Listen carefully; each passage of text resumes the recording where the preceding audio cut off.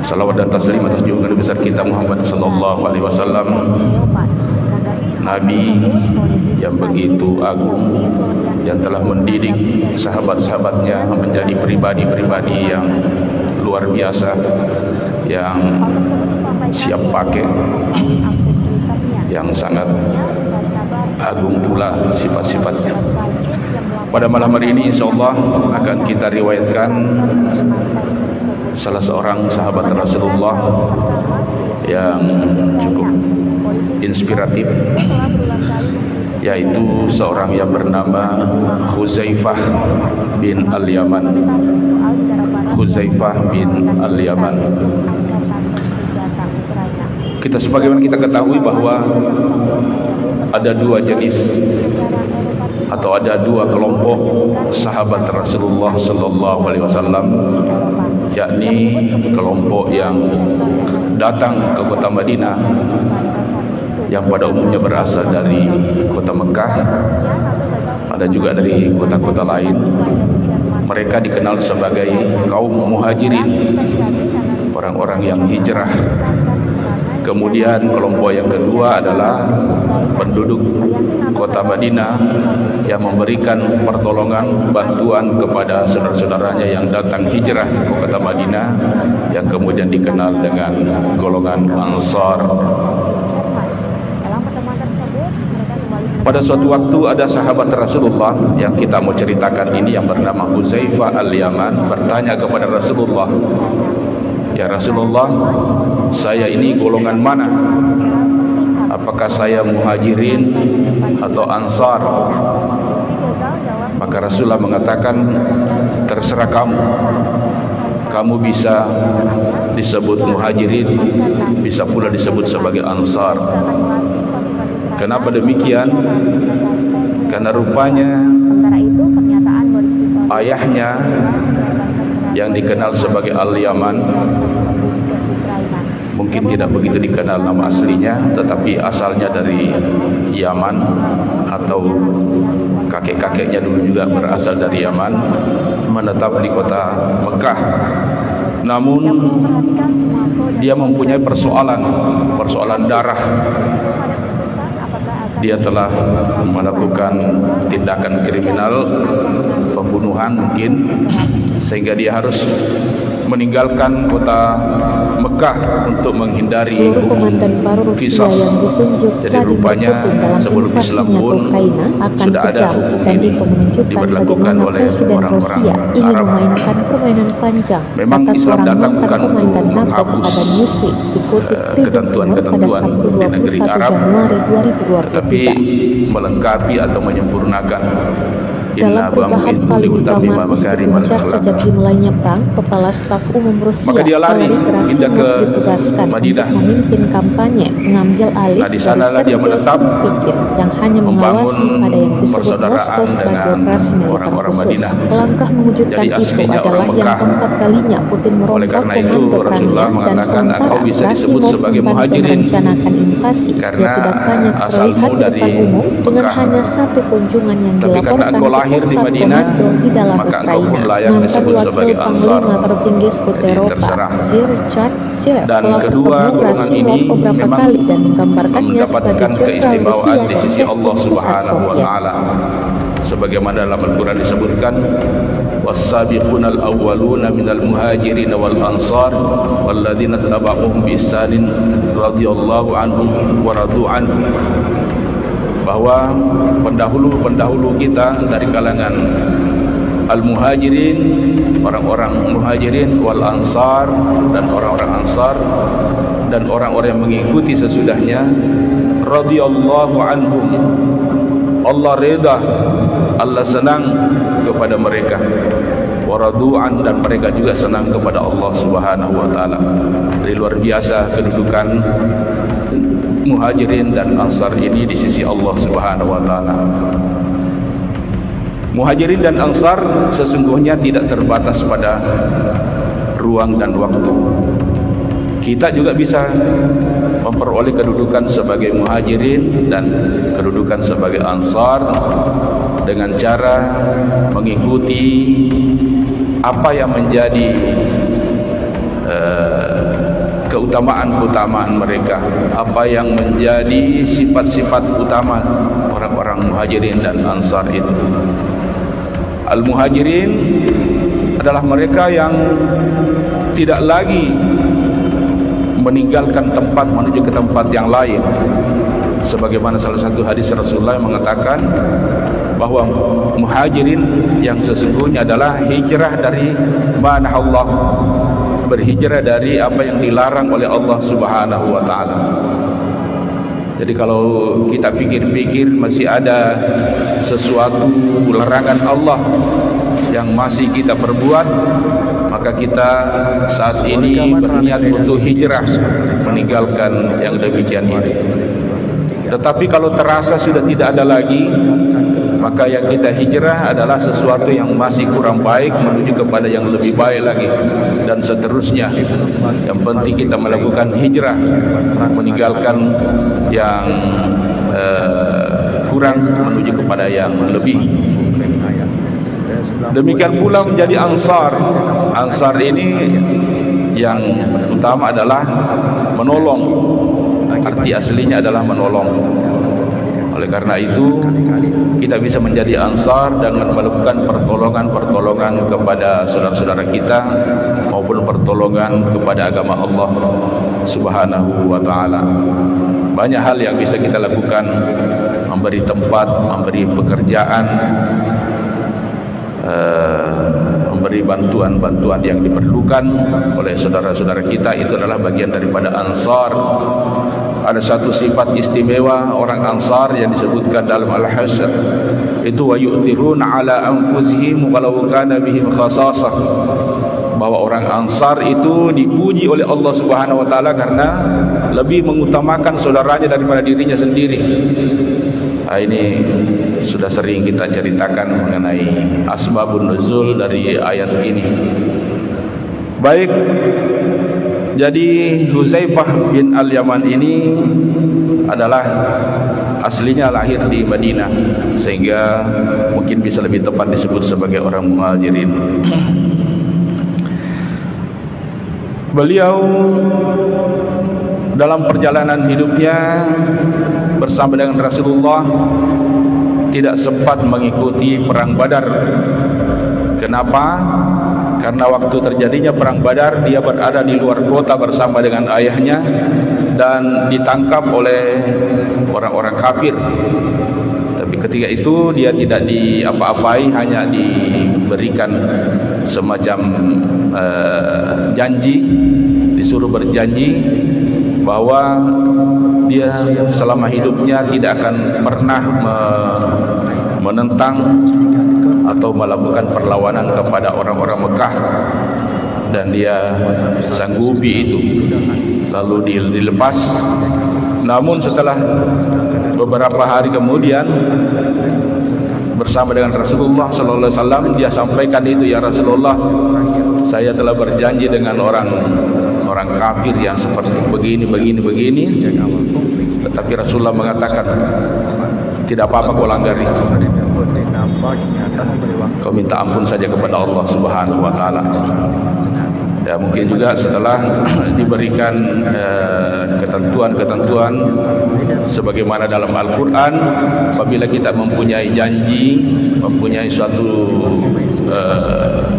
keteguhan untuk melakukan atau tidak melakukan sesuatu, namun kemudian kita tidak dapat melakukannya, maka kita dikenai yang namanya kafarat sumpah.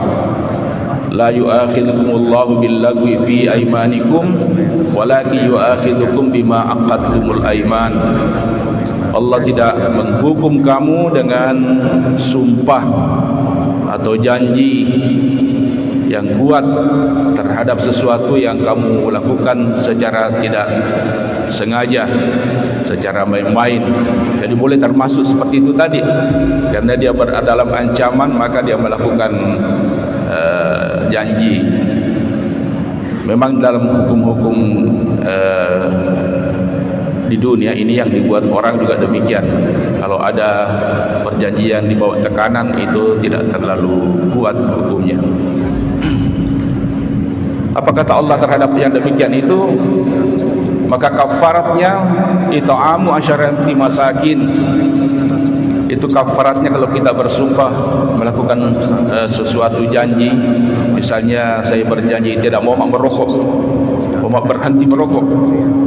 Dari militan Republik Rakyat Donetsk atau DPR dengan makanan yang biasa kita makan. Pasukan Ukraina. Rekamannya rame beredar di Telegram pada Sabtu 21 Januari 2020 kalau biasa kita satu kali makan dalam melakukan perintaian di malam hari, pengintai dari Batalion Tujuan Khusus Terpisah Pengawal Ketiga DPR membidik dari kejauhan kendaraan lapis baja musuh. Kendaraan Ukraina dihancurkan oleh awak sistem rudal anti-tank. Nah, hadirnya berbahagia demikianlah komentar dari warganet.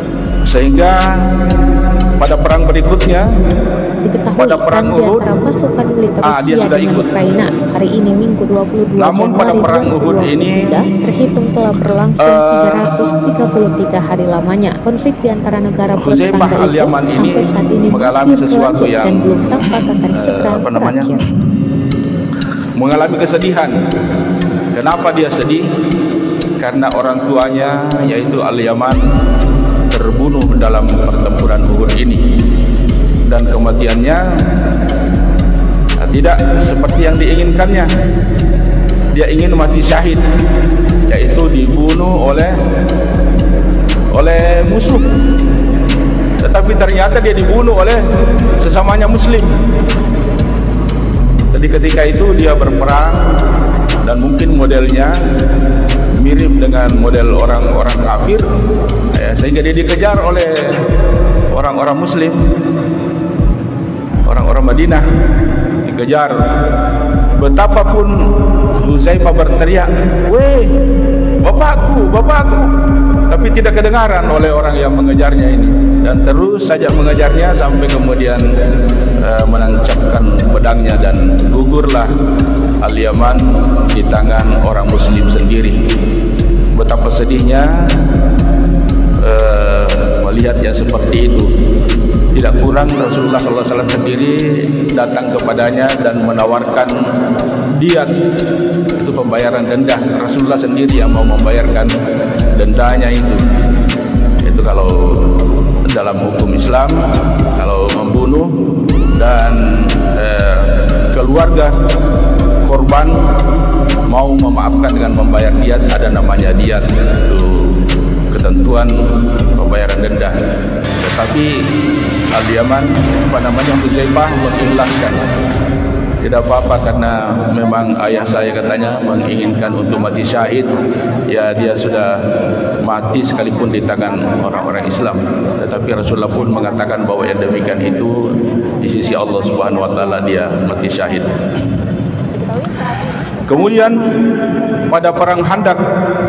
Nah, pada perang Khandaq ada lagi satu tugas yang istimewa diberikan oleh Rasulullah sallallahu alaihi wasallam.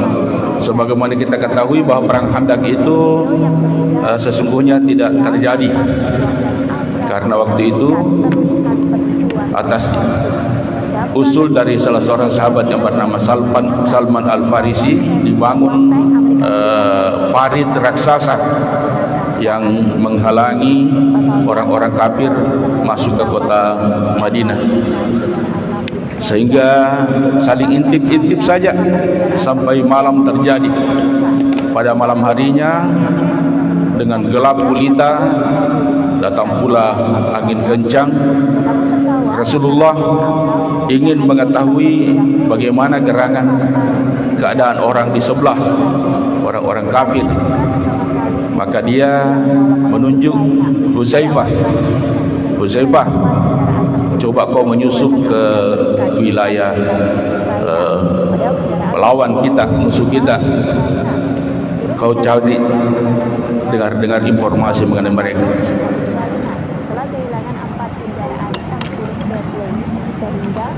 Maka bukan main, ini tugas yang sangat krusial, sangat bahaya, masuk ke jantung musuh. Tetapi apa boleh buat? Ini perintah, ini ketaatan. Jadi kita harus mengikuti ini, mencamkan baik-baik bagaimana para sahabat Rasulullah ketika mendapatkan perintah, mereka sami'na wa ata'na. Kita juga pernah menceritakan di sini bagaimana seorang sahabat yang diutus untuk membawa surat ke negeri seberang, ke Persia yang berjarak kurang lebih 2000 km sendirian. Karena ini adalah perintah dari Rasulullah, maka dijalankan. Maka demikian pula ini Huzaifah. Tetapi walaupun sebelumnya dia sangat gentar, tetapi sesudah didoakan oleh Rasulullah hilang rasa gentarnya. Dia ke seberang dalam keadaan gelap gulita dan mendatangi kerumunan orang-orang kafir. Ketika itu pimpinan orang kafir yaitu Abu Sufyan berkata kepada teman-temannya, hati-hati, adanya penyusup. Jadi kalian ini harus mengetahui siapa di kiri kanan Anda. Maka begitu mendengarkan informasi seperti ini, maka Huzaifah secara cerdas langsung memegang tangan salah seorang di antara, siapa kau? Padahal dia sendiri yang penyusup. Ya, sehingga diketahui oleh sebelahnya ini bahwa ini rupanya teman kita di sebelah ini. Dia bilang, saya Yanu bin An. Demikian pula yang lain memastikan diri siapa di sebelahnya. Dan setelah itu dia mendengarkanlah informasi dari Abu Sufyan bahwa rupanya kita tidak bisa terlalu lama bertahan di sini. Kita bisa kehabisan bekal. Ini juga kedinginan yang luar biasa. Cuaca tidak memungkinkan, tidak mendukung kita. Bagaimana kalau kita mundur saja? Jadi setelah mendengarkan informasi itu, maka kembalilah dia kepada Rasulullah menginformasikan bahwa orang-orang musuh ini malam ini mau meninggalkan tempat. Demikianlah yang berbahagia keberanian yang dilakukan oleh Huzaifah al-Yaman dalam perang Khandaq. Lalu kemudian Huzaifah ini salah seorang yang mendapatkan pendidikan khusus dari Rasulullah sallallahu alaihi wasallam dalam hal ilmu-ilmu yang sifatnya hakiki atau biasa kita mungkin sebut sebagai pengetahuan filsafat yang mendalam, yang tidak hanya berkisar pada sesuatu yang apa adanya, tetapi dibalik daripada itu apa. Ini yang banyak diberikan oleh Rasulullah kepada Huzaifah, termasuk juga kepada yang lain seperti Sayyidina Ali bin Abi Thalib. Sehingga Sayyidina Ali bin Abi Thalib itu mempunyai pandangan yang agak berbeda dengan sahabat-sahabat yang lain, seperti telah disampaikan oleh guru kita Profesor Jamuddin ketika menceritakan itu. Misalnya ketika Sayyidina Ali berbeda pendapatnya dengan orang tentang hari mulia. Hari mulia apa, bulan mulia apa, tempat yang mulia yang mana. Kalau pada umumnya orang mengatakan bahwa hari mulia adalah hari Jumat, bulan mulia adalah bulan Ramadan, dan tempat mulia adalah seperti Ka'bah, Multazam, Makkah, Madinah. Berbeda apa yang dipahami oleh Sayyidina Ali bin Abi Thalib, bahwa hari yang mulia adalah hari di mana kita banyak melakukan kebaikan-kebaikan. Demikian pula bulan yang mulia. Apalah arti kemuliaan bulan Ramadan kalau malam harinya digunakan hanya untuk domeng, begadang tanpa guna. Demikian pula tempat-tempat yang mulia.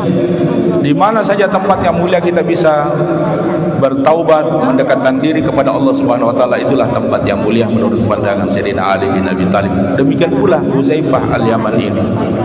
Sehingga apa yang terjadi ketika suatu waktu bertemu dengan Sayyidina Umar bin, aku sekarang menjadi orang yang menyukai fitnah. Moskow sebagai operasi militer khusus. Langkah mengejutkan itu Wa akrahul adalah yang haqqa. keempat kalinya Putin Dan merompak aku komando membenci perangnya, kebenaran. dan sementara Gerasimov membantu merencanakan Wa usalli invasi bi ghairi yang tidak wudu'in. banyak terlihat di depan umum Dan dengan aku hanya satu kunjungan yang salat dilaporkan ke tanpa pusat berwudu. komando di dalam Ukraina. Mantan wakil panglima tertinggi Skuteropa, Kemudian waliya minal ardi ma laysa lillahi fis sama. Waliya minal ardi ma laysa lillahi fis sama. Aku memiliki sesuatu di bumi yang tidak dimiliki Allah di langit. Keempat pernyataan Huzaifah ini membuat pusing Sayyidina Umar Amirul Mukminin. Waduh, bagaimana mungkin seorang seperti Huzaifah ini menyukai fitnah, padahal kita ketahui fitnah itu sesuatu yang sangat tidak baik. Meskipun fitnah dalam pengertian Al-Quran berbeda dengan fitnah yang kita pahami.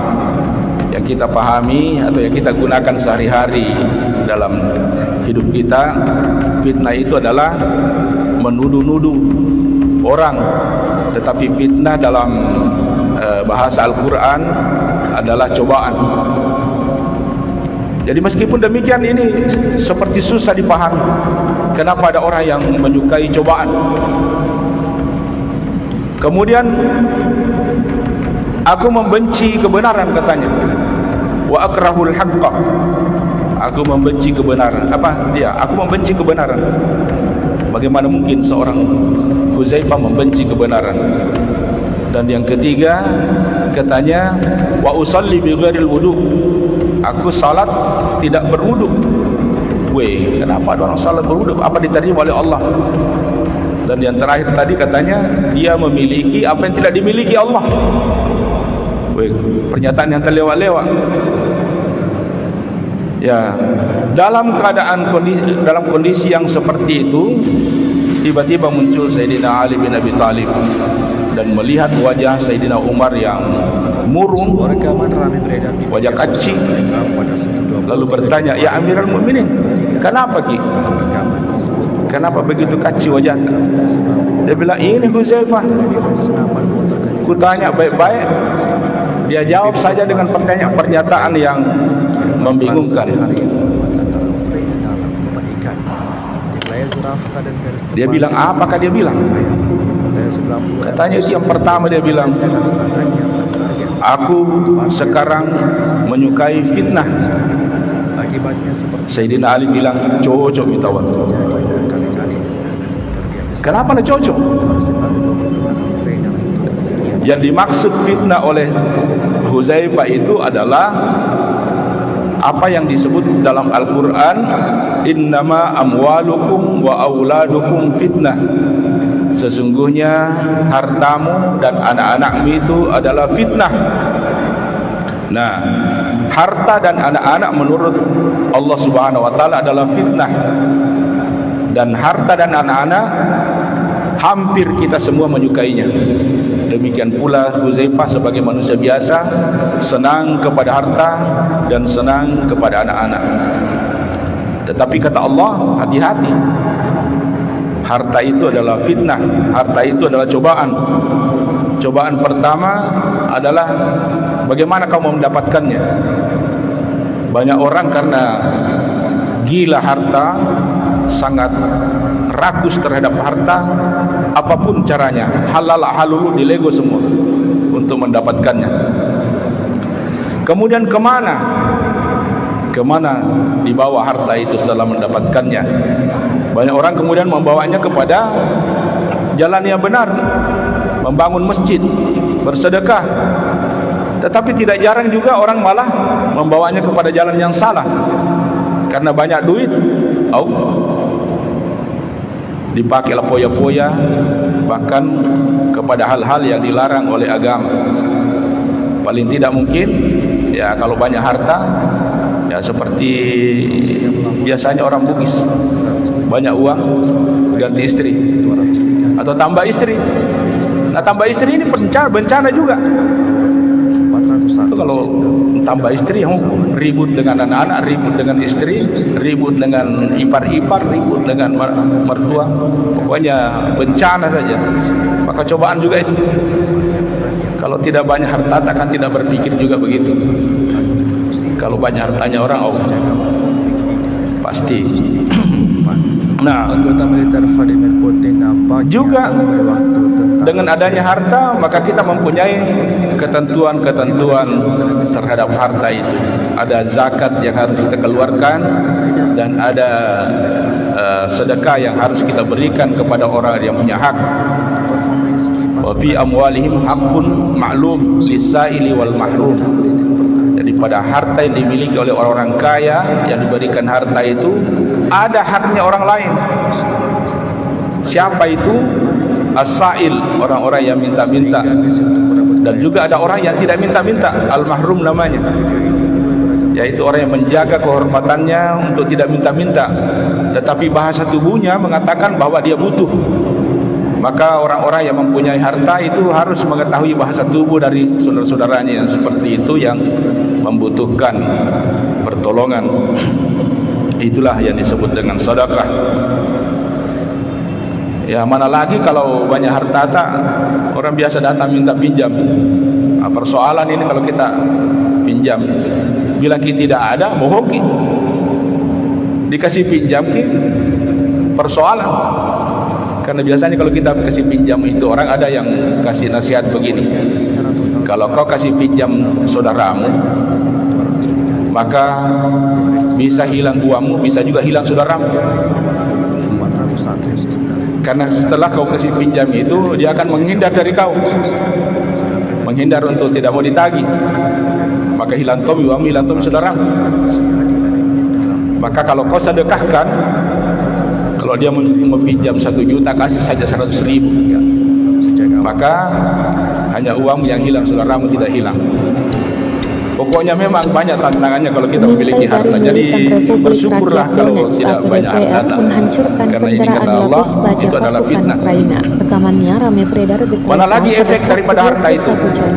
Banyak orang yang hartanya dalam melakukan penyintaian di malam hari, sombongnya luar biasa, batalion tujuan khusus dan kadang-kadang zalim, 3 DPR memperlakukan orang seenaknya karena merasa segala sesuatu bisa dibayar. Kendaraan Ukraina dihancurkan oleh Dan juga awak sistem tidak jarang karena harta itu orang malah menjadi kikir. dari warganet. Kadang-kadang orang lebih kaya itu lebih kikir daripada orang miskin. Diketahui perang di antara pasukan militer Rusia Yang kedua adalah anak. Hari ini Minggu 22 Januari 2023 Amwaluhum wa terhitung telah auladuhum berlangsung 333 Anak juga ini adalah hari lamanya. Konflik di antara negara fitnah. bertetangga itu sampai Syukur-syukur saat ini kalau masih anak menjadi berlanjut saleh. dan belum tampak akan segera Tapi kalau malah menjadi berakhir. anak salah, waduh, luar biasa tantangannya. Jadi salah saja itu sudah kita mendapatkan pertanyaan di hari kemudian. Ya ayyuhalladzina amanu qu anfusakum wa ahlikum nara. Jadi jangan kamu egois hanya untuk diri sendiri, tapi ingat anak-anak.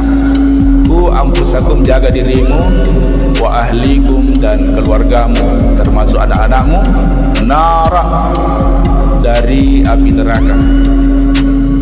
Jadi meskipun engkau rajin salat, rajin beribadah, tetapi anak-anak rajin kemana-mana melakukan tindakan-tindakan yang tidak benar, itu dampaknya kepada orang tuanya. Bagaimana kalau seorang anak misalnya mengganggu hartanya orang? Itu bukan hanya kita dapatkan di akhirat, di dunia juga. Kalau dia lempar mangganya orang, lalu kemudian batunya malah mengenai rumahnya orang, pecah kacanya, berantakan di dalam barang-barang mahalnya, maka apa boleh buat? Orang tuanya yang berurusan ya dengan yang berwajib untuk menggantikan itu semua. Ini hukuman di dunia saja, apalagi nanti di akhirat. Apalagi sekarang ini banyak sekali kasus-kasus yang dilakukan oleh anak-anak.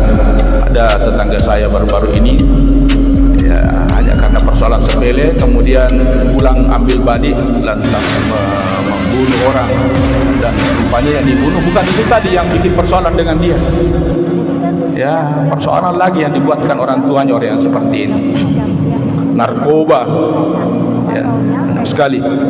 Jadi jangan terlalu sedih bapak-bapak, ibu-ibu yang tidak dikaruniai anak oleh Allah Subhanahu wa taala, dan rupanya ya banyak juga persoalan kalau kita memiliki anak.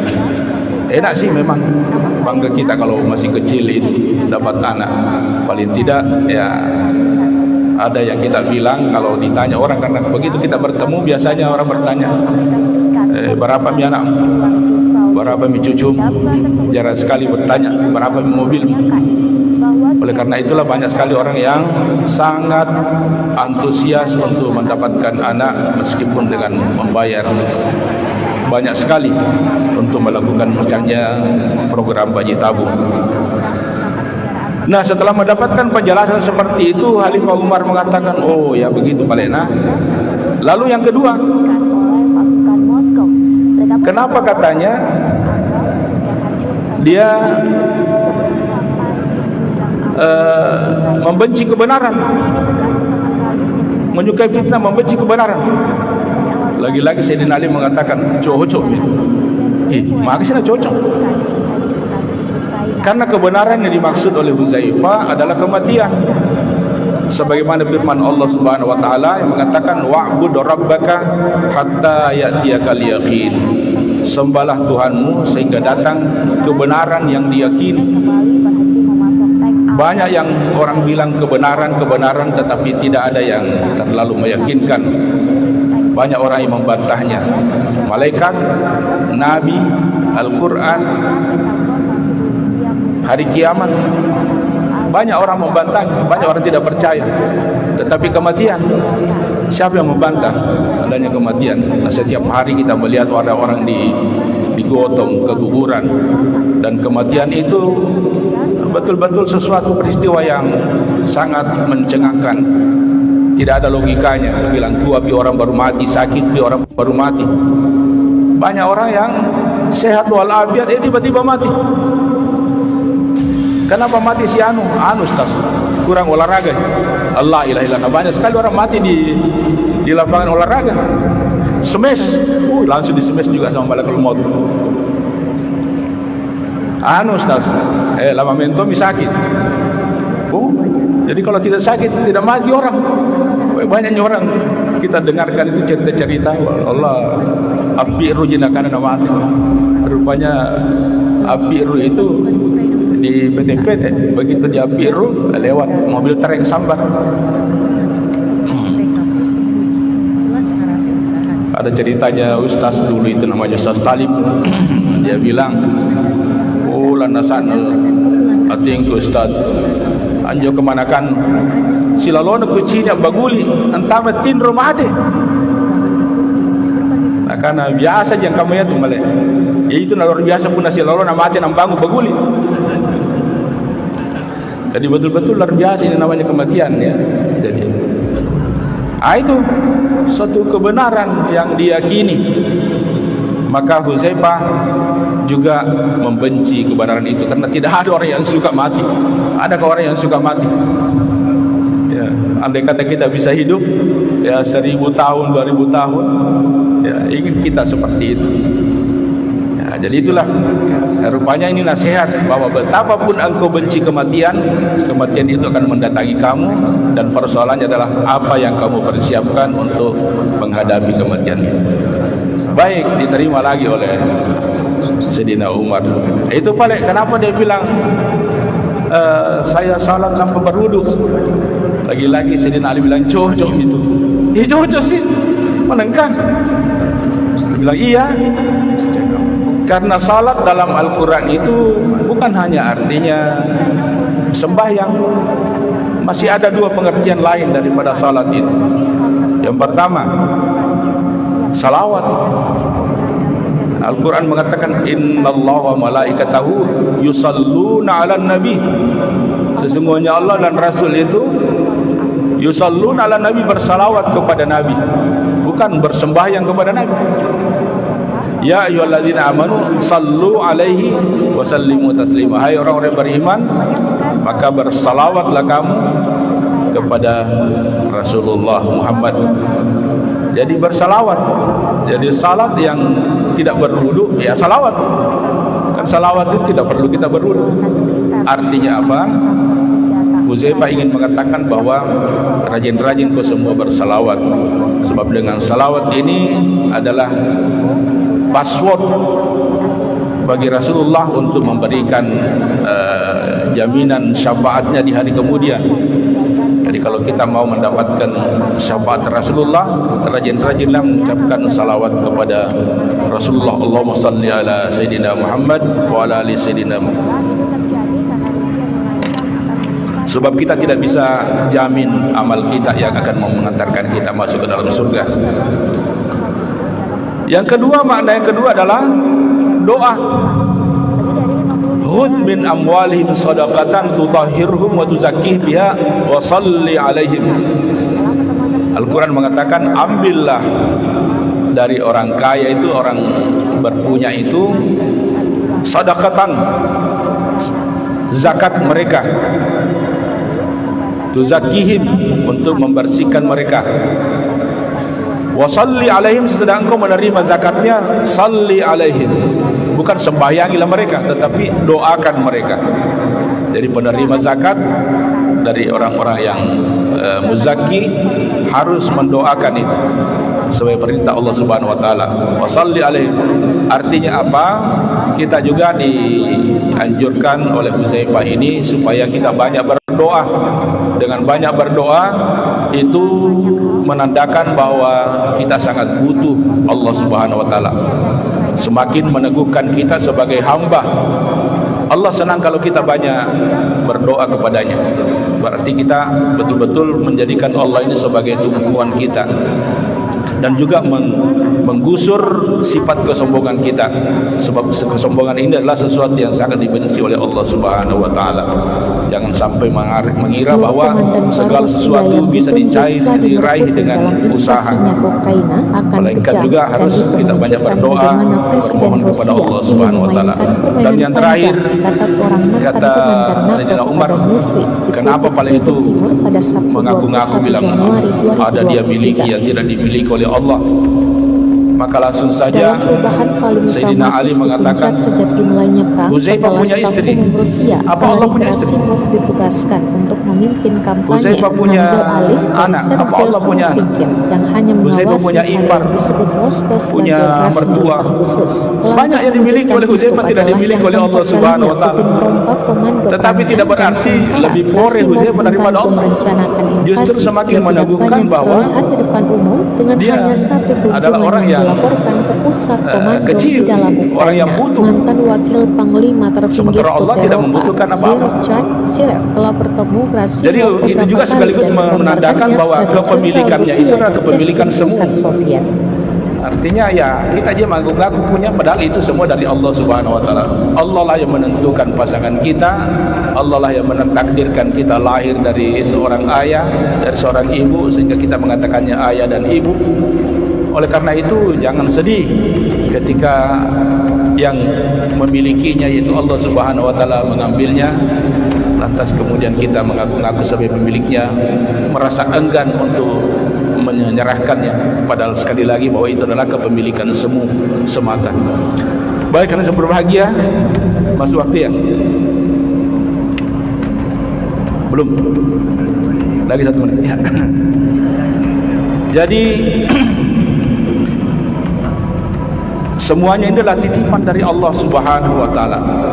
Saya pernah mendapatkan sebuah kisah yang sangat menarik juga tentang titipan. Ada seorang tukang sapu yang menemukan koin tua di jalanan. Dia lihat-lihat itu, tiba-tiba ada temannya mengatakan, uang berharga ini, uang lama ini, kau coba bawa ke kolektor. Dia bawa, kolektor itu menawari 500.000. Wih, tinggi rupanya. Jadi dia dapatkan 500.000. Begitu dapatkan 500.000, dia teringat dengan keinginan istrinya untuk memiliki lemari, karena tidak ada kasih lemari, kardus-kardus tidak tempati pakaian. Maka dia singgahlah membeli papan. Begitu dia membeli papan itu 500.000, dia gotong kembali datang ke rumah. Di tengah jalan dia melewati toko mebel. Toko mebel ini melihat, bagus ini di mana kau dapat kayu begini, papan begini? Dan saya beli tadi di situ. Tidak mau kau jual deh. Kasih mah ini 2 juta. Wih, langsung dia kasih. begitu tidak dia tawarian untuk mendapatkan lemari, ya lemari yang lebih besar lagi. Jadi sesudah itu mendapatkan lemari seperti dia lewat lagi di kompleks perumahan, di perumahan itu ada ibu belum lihat, bagusnya lemari tak, berapa ini kita belikan? Bilang saya tadi tukar dengan papan. Dia tidak mau kau jual nih, kasih mah itu 10 juta. Dia jual 10 juta dari sebuah koin, lalu kemudian menjadi 10 juta. Rupanya begitu mendekati rumahnya, dia dihadang oleh perampok. Diambil uangnya 10 juta itu, sempat ribut-ribut didengarkan oleh istrinya. Istrinya keluar, apa terjadi? Dia bilang, koin tua direbut oleh perampok. Dia tidak bilang 10 juta. Jadi tukang sapu jalanan ini memahami yang namanya proses dari koin tua menjadi uang 500.000, menjadi papan, menjadi lemari, kemudian menjadi uang. Jadi bebas dia, yang menurut dia ya koin saja yang hilang. Jadi begitulah hidup ini. Dari awalnya kita tidak punya apa-apa, tiba-tiba kita menjadi kaya, menjadi ini, terus tiba-tiba hilang, sewaktu-waktu hilang. Itu semuanya adalah titipan. Jadi kalau kita tidak bisa memahami seperti itu, maka lebih pintar itu tukang sapu daripada kita kalau tidak memahami yang namanya titipan Allah Subhanahu wa taala. Saya kira demikian, mudah-mudahan ada manfaatnya, dan Allah iyyakum ajmain. Bismillahirrahmanirrahim. Allahumma shalli ala sayyidina Muhammadin wa ala ali sayyidina Muhammad. Allahumma anfa'na bima 'allamtana wa 'allimna ma yanfa'una warzuqna ilma yanfa'una. Rabbana atina fid dunya hasanah wa fil akhirati hasanah wa qina adzabannar. Wa sallallahu ala sayyidina Muhammadin wa ala alihi wasallam. Alhamdulillahirabbil alamin. Assalamualaikum warahmatullahi wabarakatuh. Salawat dan taslim atas junjungan Nabi besar kita Muhammad sallallahu alaihi wasallam, Nabi yang begitu agung, yang telah mendidik sahabat-sahabatnya menjadi pribadi-pribadi yang luar biasa, yang siap pakai, yang sangat agung pula sifat-sifatnya. Pada malam hari ini insyaallah akan kita riwayatkan salah seorang sahabat Rasulullah yang cukup inspiratif, yaitu seorang yang bernama Huzaifah bin Al-Yaman. Huzaifah bin Al-Yaman. Kita sebagaimana kita ketahui bahwa ada dua jenis atau ada dua kelompok sahabat Rasulullah sallallahu alaihi wasallam, yakni kelompok yang datang ke kota Madinah yang pada umumnya berasal dari kota Mekah, ada juga dari kota-kota lain. Mereka dikenal sebagai kaum muhajirin, orang-orang yang hijrah. Kemudian kelompok yang kedua adalah penduduk kota Madinah yang memberikan pertolongan, bantuan kepada saudara-saudaranya yang datang hijrah ke kota Madinah, yang kemudian dikenal dengan golongan Ansar. Pada suatu waktu ada sahabat Rasulullah yang kita mau ceritakan ini, yang bernama Huzaifah Al-Yaman, bertanya kepada Rasulullah, "Ya Rasulullah, saya ini golongan mana? Apakah saya muhajirin atau ansar?" Maka Rasulullah mengatakan, "Terserah kamu. Kamu bisa disebut muhajirin, bisa pula disebut sebagai ansar." Kenapa demikian? Karena rupanya ayahnya yang dikenal sebagai Al-Yaman mungkin tidak begitu dikenal nama aslinya, tetapi asalnya dari DPR menghancurkan kendaraan lapis baja pasukan Ukraina. Rekamannya ramai beredar di Telegram pada Sabtu 21 Januari 2023 kemarin. Dalam melakukan pengintaian di malam hari, pengintai dari batalion tujuan khusus terpisah pengawal ketika DPR membidik dari kejauhan kendaraan lapis baja musuh. Kendaraan Ukraina dihancurkan oleh awak sistem rudal anti-tank. Rekamannya pun menuai berbagai komentar dari untuk menghindari hukum kisas. Jadi rupanya sebelum Islam pun di antara pasukan sudah ada militer Rusia dengan Ukraina hari ini Minggu 22 Januari 2023 terhitung telah berlangsung 333 hari lamanya. Konflik di antara negara bertetangga itu sampai saat ini masih berlanjut dan belum tampak akan segera berakhir. Inna ba'u itu liutammima makarimal akhlaq. Maka dia lari pindah ke Madinah. Nah, di sanalah dia menetap membangun persaudaraan dengan orang-orang Madinah. Jadi aslinya orang Mekah. Oleh karena itu Rasulullah mengatakan engkau bisa disebut sebagai muhajirin karena asalmu dari Mekah. Tapi karena engkau lahir di Madinah, maka engkau pun layak disebut sebagai ansar. Jadi terserah. Dan kedua golongan ini memang mendapatkan keistimewaan di sisi Allah Subhanahu wa taala. Sebagaimana dalam Al-Qur'an disebutkan, was-sabiqunal awwaluna minal muhajirin wal ansar walladzina tabauhum bi ihsanin radhiyallahu anhum wa radu anhum. Bahwa pendahulu-pendahulu kita dari kalangan al-muhajirin, orang-orang muhajirin wal ansar, dan orang-orang ansar dan orang-orang yang mengikuti sesudahnya, radhiyallahu anhum, Allah reda, Allah senang kepada mereka, waradu'an, dan mereka juga senang kepada Allah Subhanahu wa taala. Jadi luar biasa kedudukan muhajirin dan ansar ini di sisi Allah Subhanahu wa taala. Muhajirin dan ansar sesungguhnya tidak terbatas pada ruang dan waktu.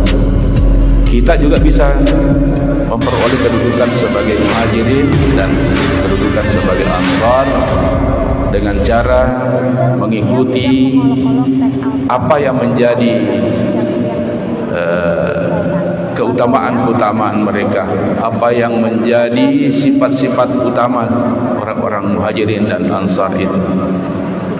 Al-muhajirin adalah mereka yang tidak lagi meninggalkan tempat menuju ke tempat yang lain, sebagaimana salah satu hadis Rasulullah yang mengatakan bahwa muhajirin yang sesungguhnya adalah hijrah dari manahallah, berhijrah dari apa yang dilarang oleh Allah Subhanahu wa taala.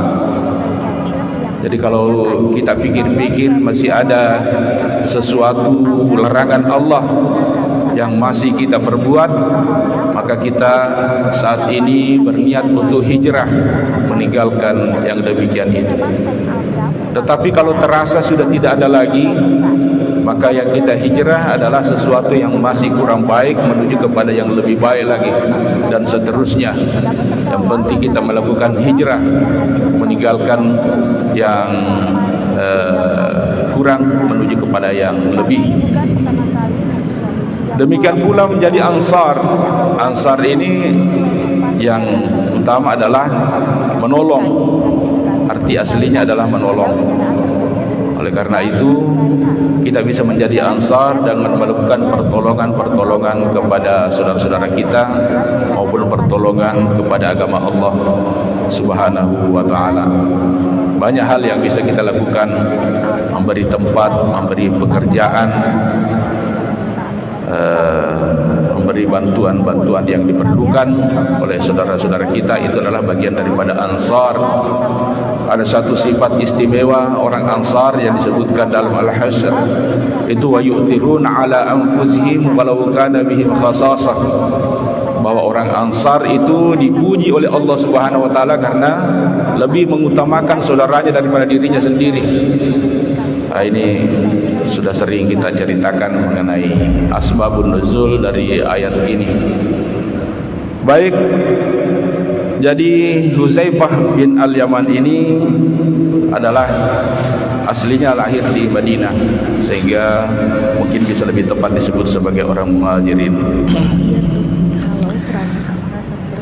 Beliau dalam perjalanan hidupnya bersama dengan Rasulullah tidak sempat mengikuti perang Badar, Kenapa? Karena waktu terjadinya perang Badar dia berada di luar kota bersama dengan ayahnya dan ditangkap oleh orang-orang kafir.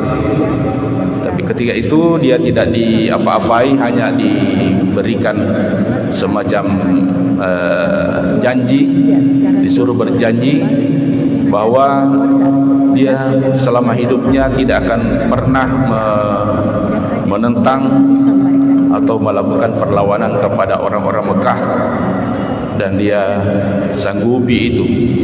Lalu dilepas.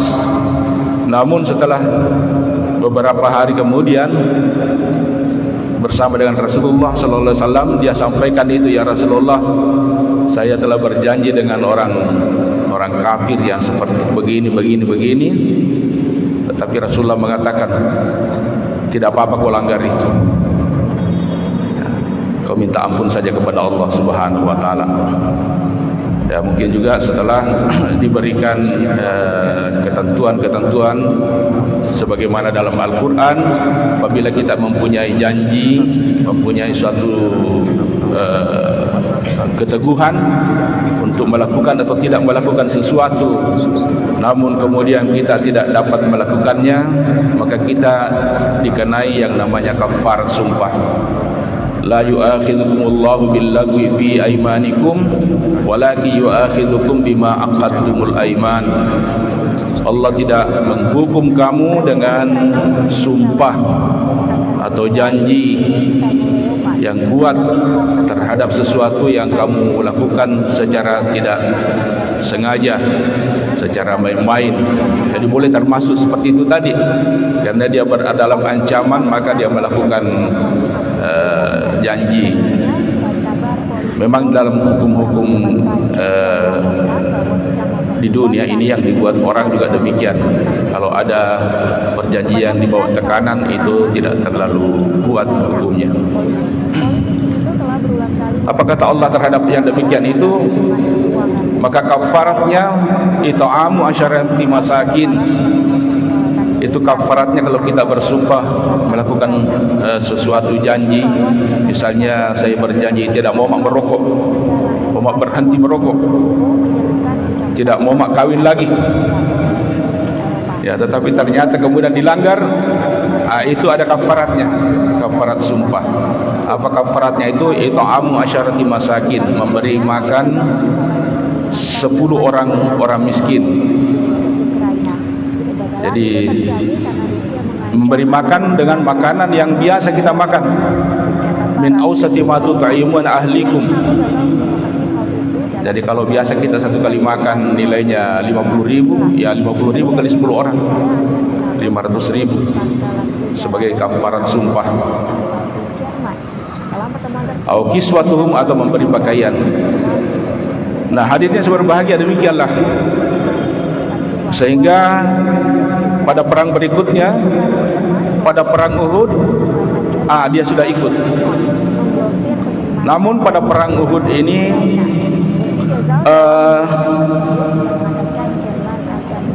Huzaifah al-Yaman ini mengalami sesuatu yang mengalami kesedihan. Kenapa dia sedih? Karena orang tuanya, yaitu Al-Yaman, terbunuh dalam pertempuran Uhud ini, dan kematiannya tidak seperti yang diinginkannya.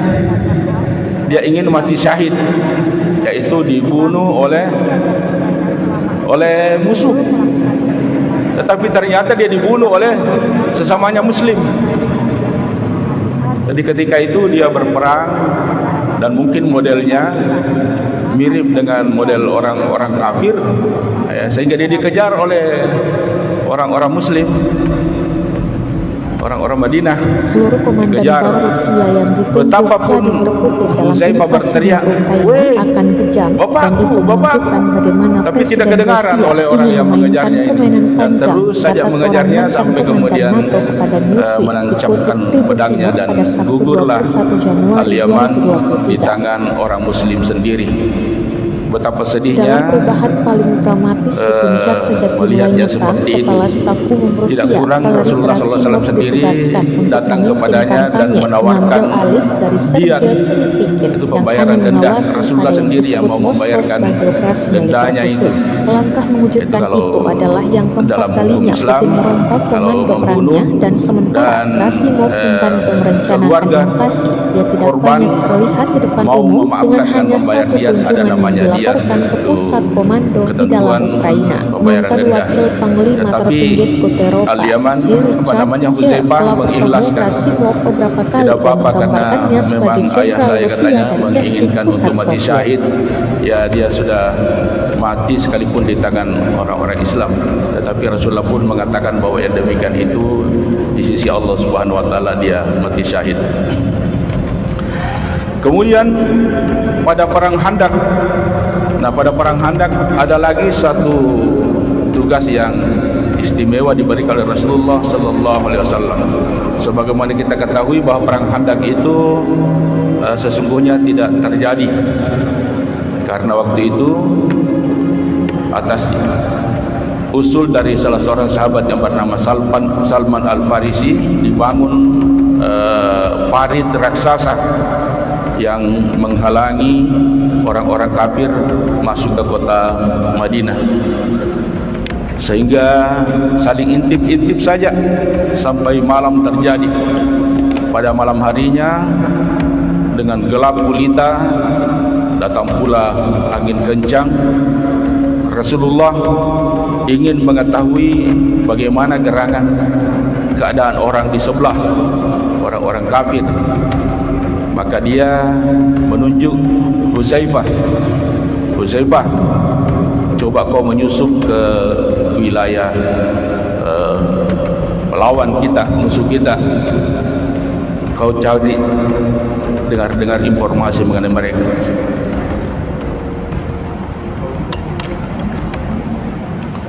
Maka bukan main, ini tugas yang sangat krusial, sangat bahaya, masuk ke jantung musuh. Tetapi apa boleh buat? Ini perintah, ini ketaatan. Jadi kita harus mengikuti ini, mencamkan baik-baik. Bagaimana para sahabat Rasulullah ketika mendapatkan perintah, mereka sami'na wa ata'na. Kita juga pernah menceritakan di sini bagaimana seorang sahabat yang diutus untuk membawa surat ke negeri seberang, ke Persia yang berjarak kurang lebih 2000 km sendirian. Karena ini adalah perintah dari Rasulullah, maka dijalankan. Maka demikian pula ini Huzaifah. Tetapi walaupun sebelumnya dia sangat gentar, tetapi sesudah didoakan oleh Rasulullah hilang rasa gentarnya. Dia ke seberang dalam keadaan gelap gulita dan mendatangi kerumunan orang-orang kafir. Ketika itu pimpinan orang kafir yaitu Abu Sufyan berkata kepada teman-temannya, hati-hati, adanya penyusup. Jadi kalian ini harus mengetahui siapa di kiri kanan Anda. Maka begitu mendengarkan informasi seperti ini, maka Huzaifah secara cerdas langsung memegang tangan salah seorang di antara. Siapa kau? Padahal dia sendiri yang penyusup. Ya, sehingga diketahui oleh sebelahnya ini bahwa ini rupanya teman kita di sebelah ini. Dia bilang, saya Yanu bin Anu. Demikian pula yang lain memastikan diri siapa di sebelahnya. Dan setelah itu dia mendengarkanlah informasi dari Abu Sufyan bahwa rupanya kita tidak bisa terlalu lama bertahan di sini. Kita bisa kehabisan bekal. Ini juga kedinginan yang luar biasa. Cuaca tidak memungkinkan, tidak mendukung kita. Bagaimana kalau kita mundur saja? Jadi setelah mendengarkan informasi itu, maka kembalilah dia kepada Rasulullah menginformasikan bahwa orang-orang musuh ini malam ini mau meninggalkan tempat. Demikianlah yang berbahagia, keberanian yang dilakukan oleh Huzaifah al-Yaman dalam perang Khandaq. Lalu kemudian Huzaifah ini salah seorang yang mendapatkan pendidikan khusus dari Rasulullah sallallahu alaihi wasallam dalam hal ilmu-ilmu yang sifatnya hakiki atau biasa kita mungkin sebut sebagai pengetahuan filsafat yang mendalam, yang tidak hanya berkisar pada sesuatu yang apa adanya, tetapi dibalik daripada itu apa. Ini yang banyak diberikan oleh Rasulullah kepada Huzaifah, termasuk juga kepada yang lain seperti Sayyidina Ali bin Abi Thalib. Sehingga Sayyidina Ali bin Abi Thalib itu mempunyai pandangan yang agak berbeda dengan sahabat-sahabat yang lain, seperti telah disampaikan oleh guru kita Profesor Jamuddin ketika menceritakan itu. Misalnya ketika Sayyidina Ali berbeda pendapatnya dengan orang tentang hari mulia. Hari mulia apa? Bulan mulia apa? Tempat yang mulia yang mana? Kalau pada umumnya orang mengatakan bahwa hari mulia adalah hari Jumat, bulan mulia adalah bulan Ramadan, dan tempat mulia adalah seperti Ka'bah, Multazam, Makkah, Madinah. Berbeda apa yang dipahami oleh Sayyidina Ali bin Abi Thalib, bahwa hari yang mulia adalah hari di mana kita banyak melakukan kebaikan-kebaikan. Demikian pula bulan yang mulia. Apalah arti kemuliaan bulan Ramadan kalau malam harinya digunakan hanya untuk umat domir, begadang tanpa guna.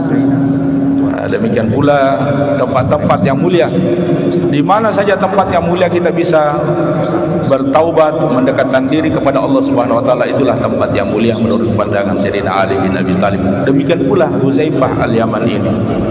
Sehingga apa yang terjadi ketika suatu waktu bertemu dengan Sayyidina Umar bin Khattab. Waktu itu Sayyidina Umar menjabat sebagai khalifah. Dia bertemu dengan Huzaifah, lalu Umar bertanya kepadanya, DPR menghancurkan kendaraan lapis baja pasukan Ukraina. Tekamannya ramai beredar di Telegram pada Sabtu 1 Januari 2023 kemarin. Dalam melakukan pengintaian di malam hari, pengintai dari batalion tujuan khusus terpusat mengawal ketika DPR membidik dari kejauhan kendaraan lapis baja musuh. Kendaraan Ukraina dihancurkan oleh awak sistem peperangan tank. Tekamannya pun kepadanya, dari warganet. Kaifa asbahta ya Huzaifah? Perang di antara pasukan Rusia dengan Ukraina hari ini Minggu 22 Januari 2023 pagi ini, hai Huzaifah. Asbahah itu bisa diartikan konflik di antara pagi, negara bertetangga bisa juga diartikan menjadi. Masih berlanjut, dan rupanya Huzaifah kemudian menjawab dengan pengertian yang kedua, yaitu menjadi. Apa jawabannya? Faqala Huzaifah, asbahtu ahabbul fitnah. Aku sekarang menjadi orang yang menyukai fitnah. Wa akrahul haqqa, dan aku membenci kebenaran. Wa usalli bi ghairi wudu'in, dan aku salat tanpa berwudu. Kemudian waliyam minal ardi ma laysa lillahi fis sama. Waliyam minal ardi ma laysa lillahi fis sama. Aku memiliki sesuatu di bumi yang tidak dimiliki Allah di langit. Keempat pernyataan Huzaifah ini membuat pusing Sayyidina Umar Amirul Mukminin. Waduh, bagaimana mungkin seorang seperti Huzaifah ini menyukai fitnah? Padahal kita ketahui fitnah itu sesuatu yang sangat tidak baik. Meskipun fitnah dalam pengertian Al-Quran berbeda dengan fitnah yang kita pahami. Yang kita pahami atau yang kita gunakan sehari-hari dalam hidup kita, fitnah itu adalah menuduh-nuduh orang. Tetapi fitnah dalam bahasa Al-Quran adalah cobaan. Jadi meskipun demikian, ini seperti susah dipahami. Kenapa ada orang yang menyukai cobaan? Kemudian aku membenci kebenaran, katanya. Wa akrahul haqqa. Aku membenci kebenaran. Aku membenci kebenaran. Bagaimana mungkin seorang Huzaifah membenci kebenaran? Dan yang ketiga, katanya, wa usalli bi ghairil wudu. Aku salat tidak berwudu. Weh, kenapa ada orang salat berwudu? Apa diterima oleh Allah? Dan yang terakhir tadi katanya, dia memiliki apa yang tidak dimiliki Allah. Weh, pernyataan yang terlewat-lewat. Ya, dalam kondisi yang seperti itu, tiba-tiba muncul Sayyidina Ali bin Abi Thalib dan melihat wajah Sayyidina Umar yang murung, wajah kaci, lalu bertanya, "Ya Amirul Mukminin, kenapa Ki? Kenapa begitu kaci wajahnya?" Dia bilang, "Ini Huzaifah. Kutanya baik-baik, dia jawab saja dengan pernyataan yang membingungkan." Dia bilang, apakah dia bilang? Katanya itu yang pertama dia bilang, "Aku sekarang menyukai fitnah." Sayyidina Ali bilang, "Cocok mitawan." Kenapa nak cocok?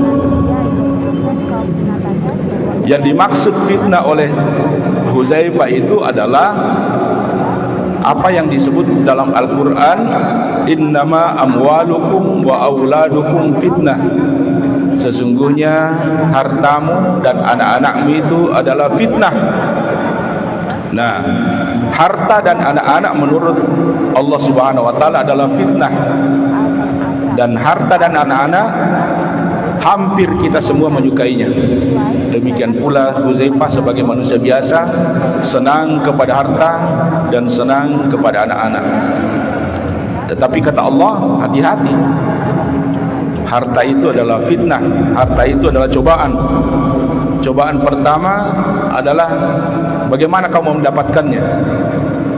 Banyak orang karena gila harta, sangat rakus terhadap harta, apapun caranya, halal halul dilego semua untuk mendapatkannya.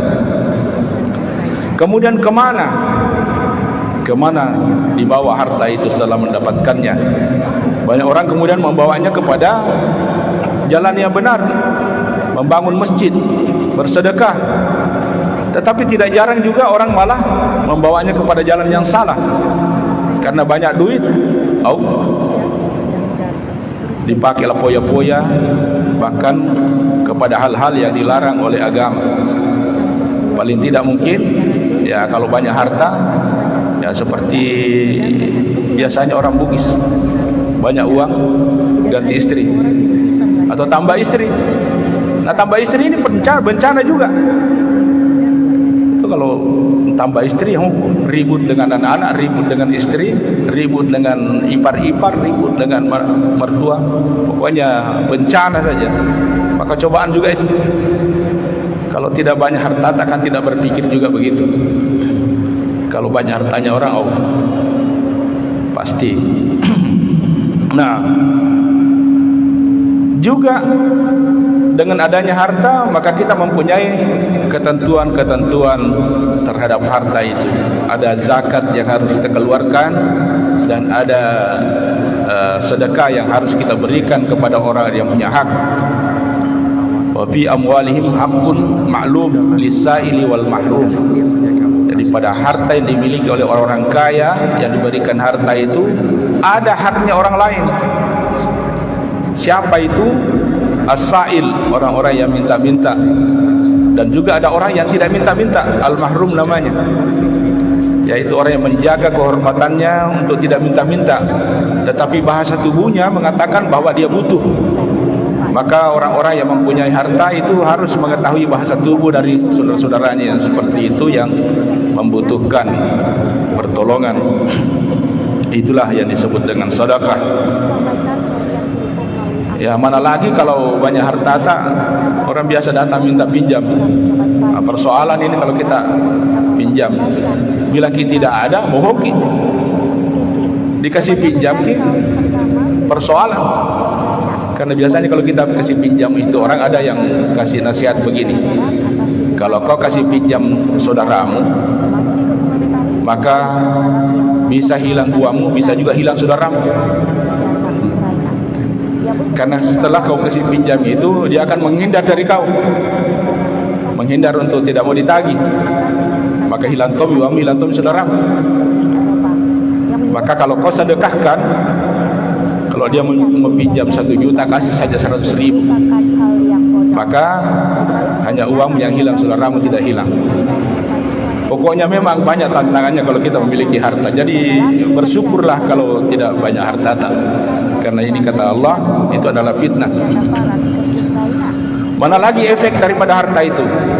Banyak orang yang hartanya ditikjokkan, sombongnya luar biasa, dan kadang-kadang zalim, ya, memperlakukan orang seenaknya karena merasa segala sesuatu bisa dibayar.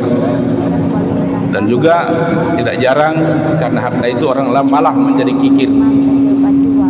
Kadang-kadang orang lebih kaya itu lebih kikir daripada orang miskin.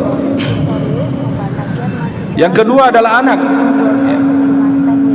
Amwalukum wa auladukum fitnah. Anak juga ini adalah fitnah.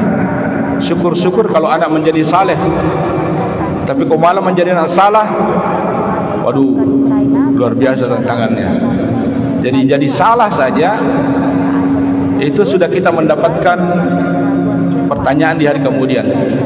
Ya ayyuhalladzina amanu qu anfusakum wa ahlikum nara. Jadi jangan kamu egois hanya untuk diri sendiri, tapi ingat anak-anak. Qu anfusakum, jaga dirimu, wa ahlikum, dan keluargamu termasuk anak-anakmu, nara, dari api neraka. Jadi meskipun engkau rajin salat, rajin beribadah, tetapi anak-anak rajin kemana-mana melakukan tindakan-tindakan yang tidak benar, itu dampaknya kepada orang tuanya. Bagaimana kalau seorang anak misalnya akan kejam, dan itu menunjukkan bagaimana Presiden Rusia ingin memainkan itu bukan hanya kita dapatkan di akhirat, di dunia juga. Kalau dia lempar mangganya orang, lalu kemudian batunya malah mengenai rumahnya orang, pecah kacanya, berantakan di dalam barang-barang mahalnya, maka apa boleh buat?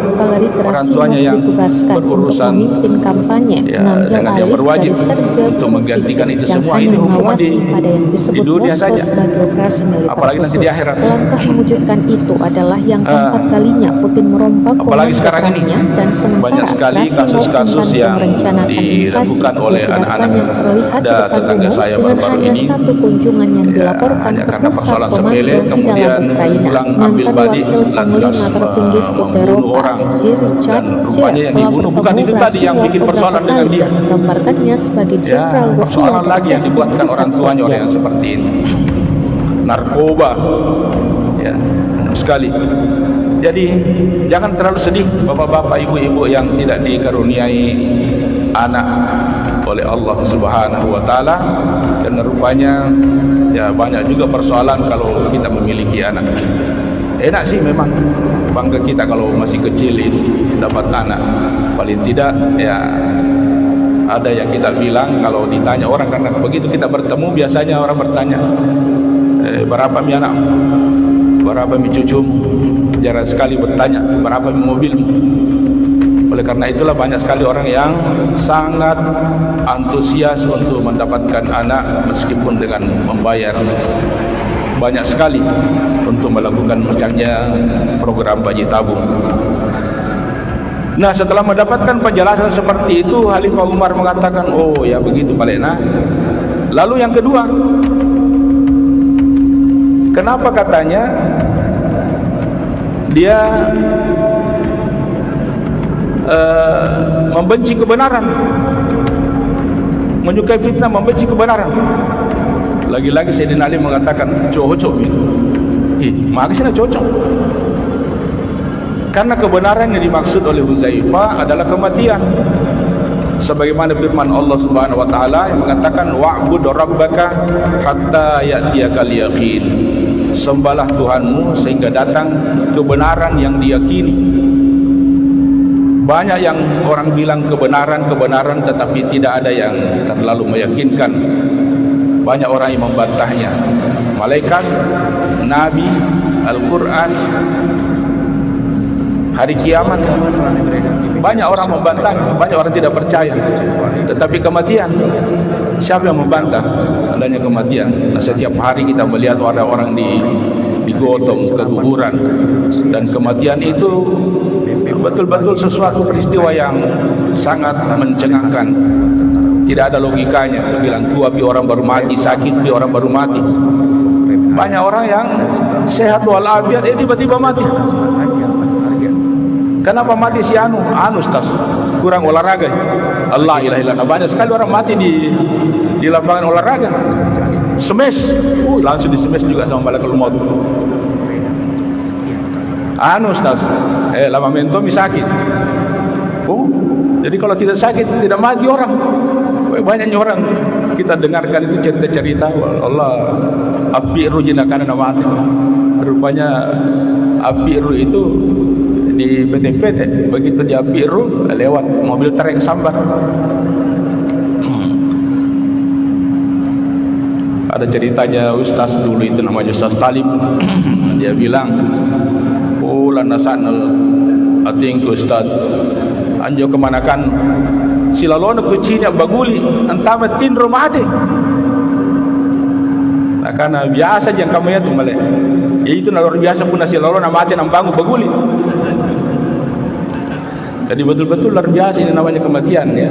Jadi itu suatu kebenaran yang diyakini. Maka Hudzaifah juga membenci kebenaran itu karena tidak ada orang yang suka mati. Adakah orang yang suka mati? Ya, andai kata kita bisa hidup ya 1000 tahun, 2000 tahun, ya ingin kita seperti itu. Ya, jadi itulah rupanya ini nasihat bahwa betapapun engkau benci kematian, kematian itu akan mendatangi kamu, dan persoalannya adalah apa yang kamu persiapkan untuk menghadapi kematian itu. Baik, diterima lagi oleh Sayyidina Umar. Itu paling kenapa dia bilang saya salat tanpa berwudu. Lagi-lagi Sayyidina Ali bilang cocok gitu. Cocok sih, menengkas. Dia bilang iya, karena salat dalam Al-Quran itu bukan hanya artinya sembahyang. Masih ada dua pengertian lain daripada salat itu. Yang pertama, salawat. Al-Quran mengatakan innallaha wa malaikatahu yusalluna 'alan nabi. Sesungguhnya Allah dan Rasul itu yusalluna 'alan nabi, bersalawat kepada Nabi, bukan bersembahyang kepada Nabi. Ya ayyuhalladzina amanu sallu 'alaihi wa sallimu taslima. Hai orang-orang beriman, maka bersalawatlah kamu kepada Rasulullah Muhammad. Jadi bersalawat. Jadi salat yang tidak berwudu ya salawat. Dan salawat itu tidak perlu kita berwudu. Artinya apa? Hudzaifah ingin mengatakan bahwa rajin-rajin kau semua bersalawat. Sebab dengan salawat ini adalah password bagi Rasulullah untuk memberikan jaminan syafaatnya di hari kemudian. Jadi kalau kita mau mendapatkan syafaat Rasulullah, rajin-rajinlah mengucapkan salawat kepada Rasulullah. Allahumma salli ala Sayyidina Muhammad wa ala ali Sayyidina Muhammad. Sebab kita tidak bisa jamin amal kita yang akan mengantarkan kita masuk ke dalam surga. Yang kedua, makna yang kedua adalah doa. Khudh min amwalihim sadaqatan tutahhirhum wa tuzakkihim biha wa shalli alaihim. Al-Quran mengatakan, ambillah dari orang kaya itu, orang berpunya itu, sadaqatan, zakat mereka,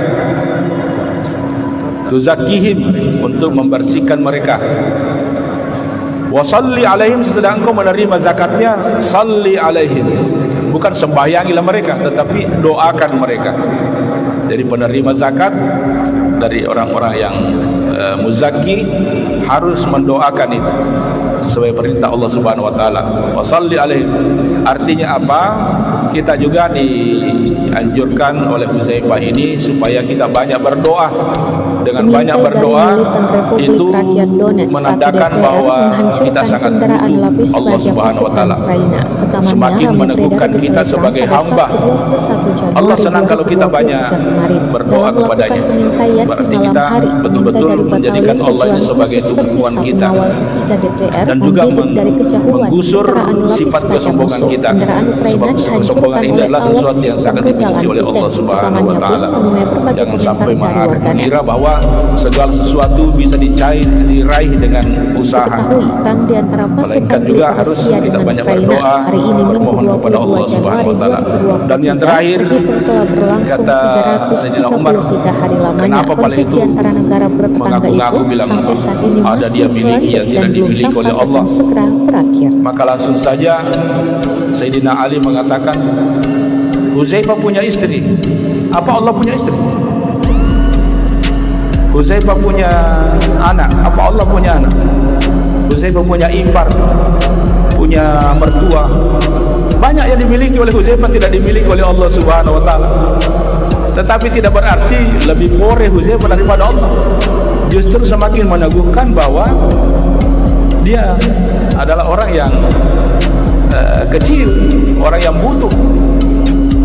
Sementara Allah tidak membutuhkan apa-apa. Jadi itu juga sekaligus menandakan bahwa kepemilikannya itu adalah kepemilikan semu. Artinya ya kita aja mengaku-ngaku punya, padahal itu semua dari Allah Subhanahu wa taala.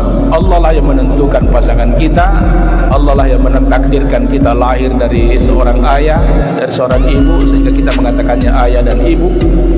Oleh karena itu jangan sedih ketika yang memilikinya yaitu Allah Subhanahu wa taala mengambilnya, lantas kemudian kita mengaku-ngaku sebagai pemiliknya, merasa enggan untuk menyerahkannya, padahal sekali lagi bahwa itu adalah kepemilikan semu semata. Baik, kalian yang berbahagia, masuk waktu ya? Belum? Lagi 1 menit ya. Jadi semuanya itu adalah titipan dari Allah Subhanahu wa taala. Saya pernah mendapatkan sebuah kisah yang sangat menarik juga tentang titipan. Ada seorang tukang sapu yang menemukan koin tua di jalanan. Dia lihat-lihat itu, tiba-tiba ada temannya mengatakan, uang berharga ini, uang lama ini, kau coba bawa ke kolektor. Dia bawa, kolektor itu menawari 500.000. Wih, tinggi rupanya. Jadi dia dapatkan 500.000. Begitu mendapatkan 500.000, dia teringat dengan keinginan istrinya untuk memiliki lemari, karena tidak ada kasih lemari, kardus-kardus kita tempati pakaian. Maka dia singgahlah membeli papan. Begitu dia membeli papan itu 500.000, dia gotong kembali datang ke rumah. Di tengah jalan dia melewati toko mebel. Toko mebel ini melihat, bagus ini di mana kau dapat kayu begini, papan begini? Dan saya beli tadi di situ. Tidak mau kau jual deh. Kasih mah ini 2 juta. Langsung dia kasih. Begitu tidak, dia tawari untuk mendapatkan lemari.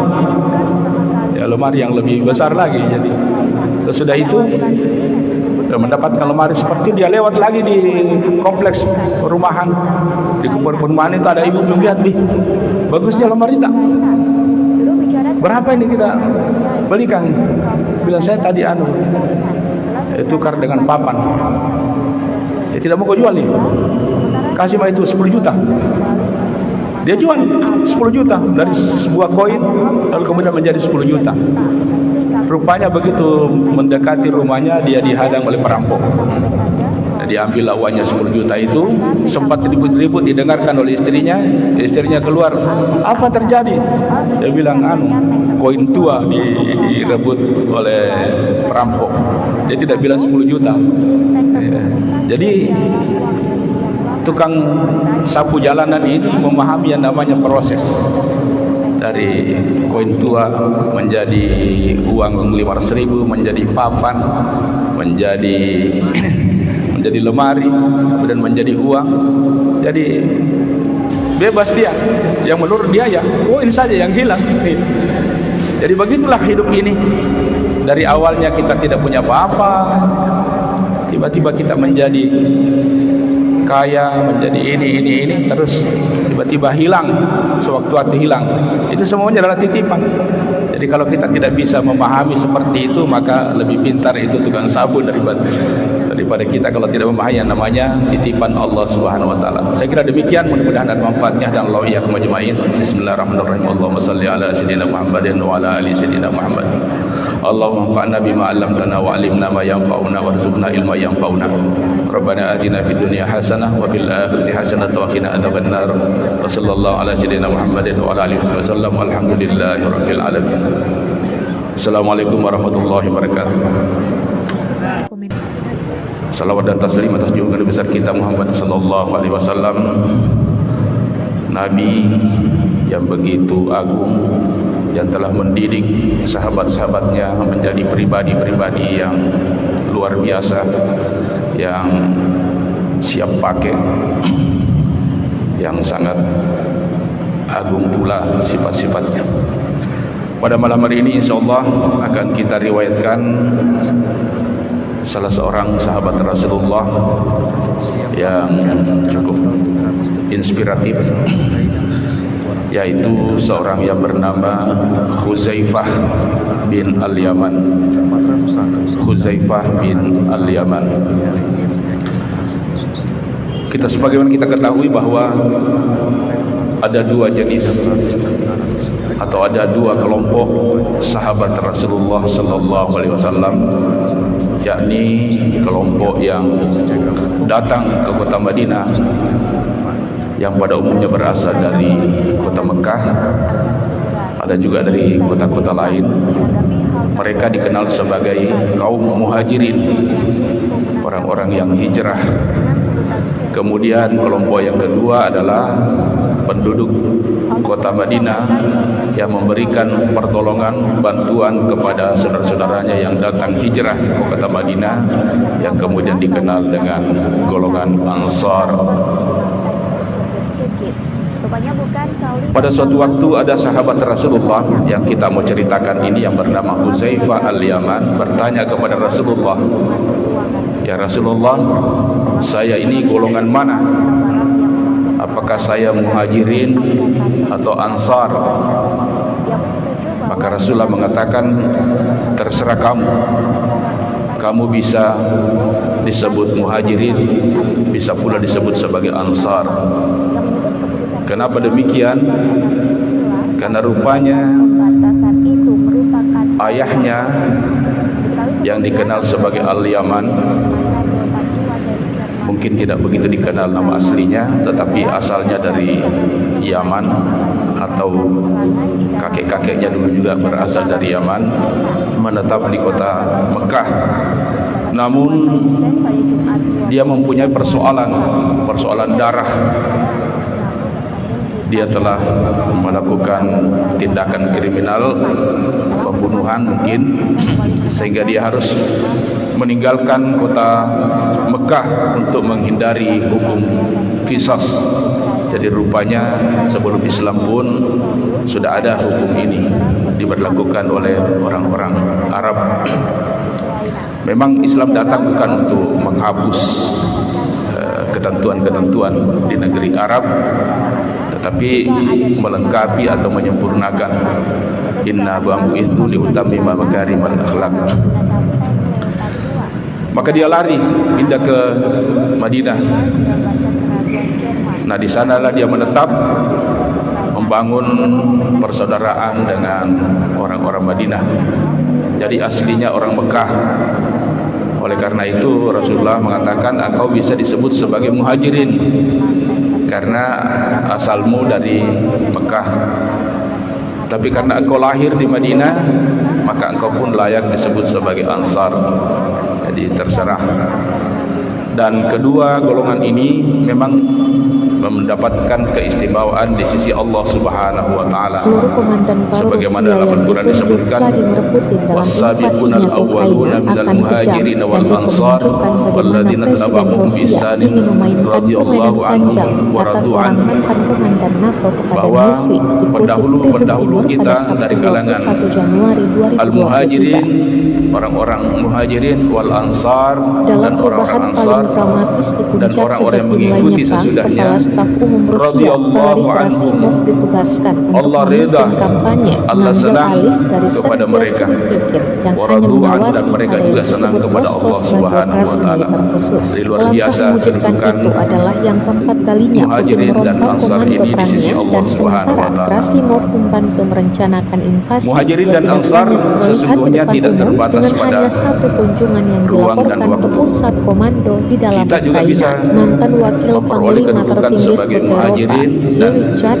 Sear, telah bertemu Gerasimov beberapa kali dan menggambarkannya sebagai jenderal Rusia dari casting pusat apa yang Soviet. menjadi keutamaan mereka, apa yang menjadi sifat-sifat utama orang-orang Muhajirin dan Ansar itu.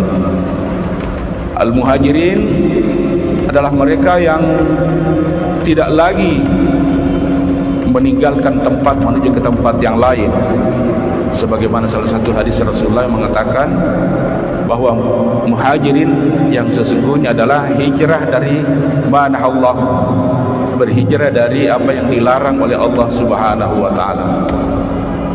Jadi kalau kita pikir-pikir masih ada sesuatu larangan Allah yang masih kita perbuat, maka kita saat ini berniat untuk hijrah meninggalkan yang demikian itu. Tetapi kalau terasa sudah tidak ada lagi, maka yang kita hijrah adalah sesuatu yang masih kurang baik menuju kepada yang lebih baik lagi, dan seterusnya. Yang penting kita melakukan hijrah, meninggalkan yang kurang menuju kepada yang lebih. Demikian pula menjadi Ansar.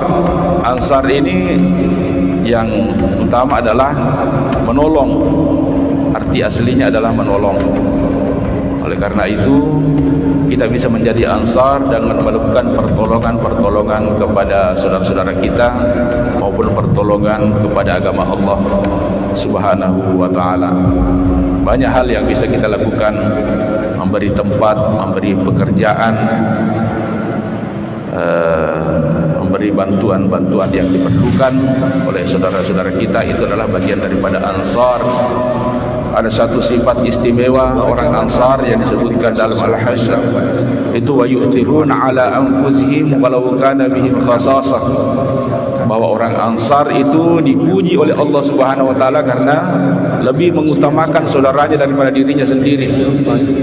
Ini sudah sering kita ceritakan mengenai asbabun nuzul dari ayat ini.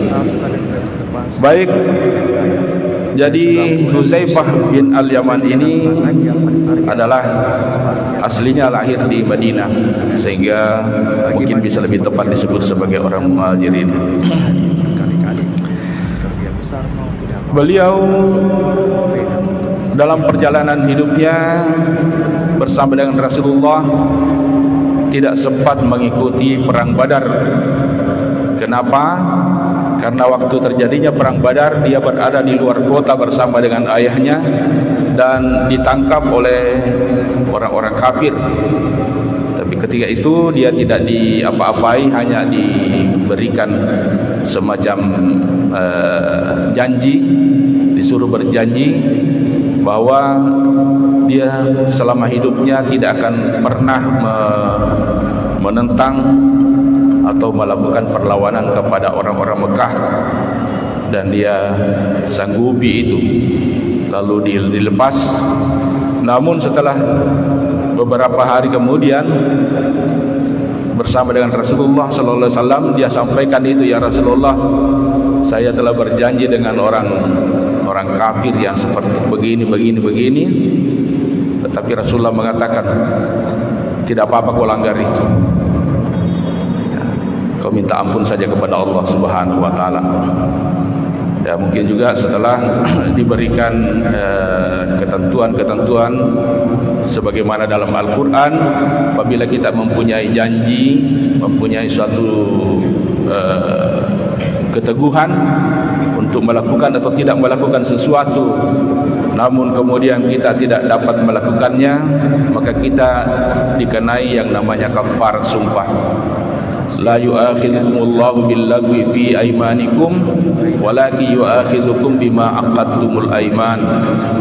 Allah tidak menghukum kamu dengan sumpah atau janji yang kuat terhadap sesuatu yang kamu lakukan secara tidak sengaja, secara main-main. Jadi boleh termasuk seperti itu tadi, karena dia berada dalam ancaman maka dia melakukan janji. Memang dalam hukum-hukum di dunia ini yang dibuat orang juga demikian.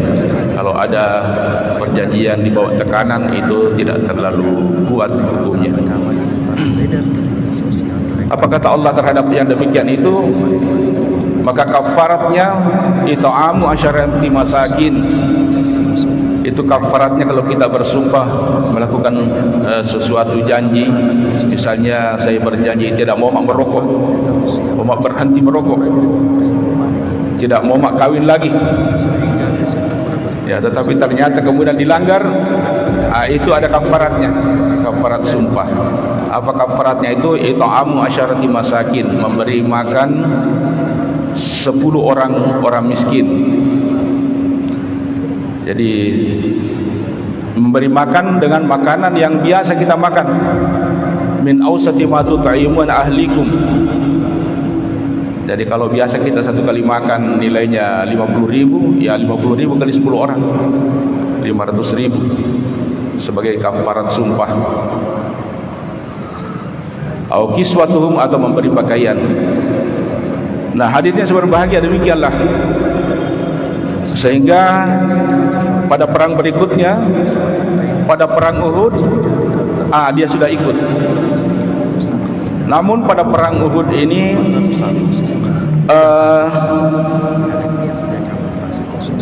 Huzaifah al-Yaman ini mengalami sesuatu yang mengalami kesedihan. Kenapa dia sedih? Karena orang tuanya, yaitu Al-Yaman, terbunuh dalam pertempuran Uhud ini, dan kematiannya tidak seperti yang diinginkannya. Dia ingin mati syahid, yaitu dibunuh oleh musuh. Tetapi ternyata dia dibunuh oleh sesamanya muslim. Jadi ketika itu dia berperang, dan mungkin modelnya mirip dengan model orang-orang kafir, sehingga dia dikejar oleh orang-orang muslim, orang-orang Madinah dikejar. Betapapun Huzaifah berteriak, "Weh, bapakku, tapi tidak kedengaran oleh orang yang mengejarnya ini, dan terus saja mengejarnya sampai kemudian menancapkan pedangnya, dan gugurlah Al-Yaman di tangan orang muslim sendiri. Betapa sedihnya melihat yang seperti itu. Tidak kurang Rasulullah SAW sendiri datang kepadanya dan menawarkan diat, itu pembayaran denda. Rasulullah sendiri yang mau membayarkan dendanya itu. Itu kalau dalam hukum Islam, kalau membunuh dan keluarga korban mau memaafkan dengan membayar diat, ada namanya diat, itu ketentuan pembayaran denda. Tetapi Al-Yaman, Huzaifah mengikhlaskan. Tidak apa-apa, karena memang ayah saya katanya menginginkan untuk mati syahid. Ya, dia sudah mati sekalipun di tangan orang-orang Islam. Tetapi Rasulullah pun mengatakan bahwa yang demikian itu di sisi Allah Subhanahu wa taala dia mati syahid. Kemudian pada perang Khandaq. Nah, pada perang Khandaq ada lagi satu tugas yang istimewa diberikan oleh Rasulullah sallallahu alaihi wasallam. Sebagaimana kita ketahui bahwa perang Khandaq itu sesungguhnya tidak terjadi karena waktu itu atas usul dari salah seorang sahabat yang bernama Salman Al-Farisi dibangun parit raksasa yang menghalangi orang-orang kafir masuk ke kota Madinah, sehingga saling intip-intip saja sampai malam terjadi. Pada malam harinya dengan gelap gulita, datang pula angin kencang. Rasulullah ingin mengetahui bagaimana gerangan keadaan orang di sebelah, orang-orang kafir. Maka dia menunjuk Huzaifah, coba kau menyusup ke wilayah lawan kita, musuh kita. Kau cari, dengar informasi mengenai mereka.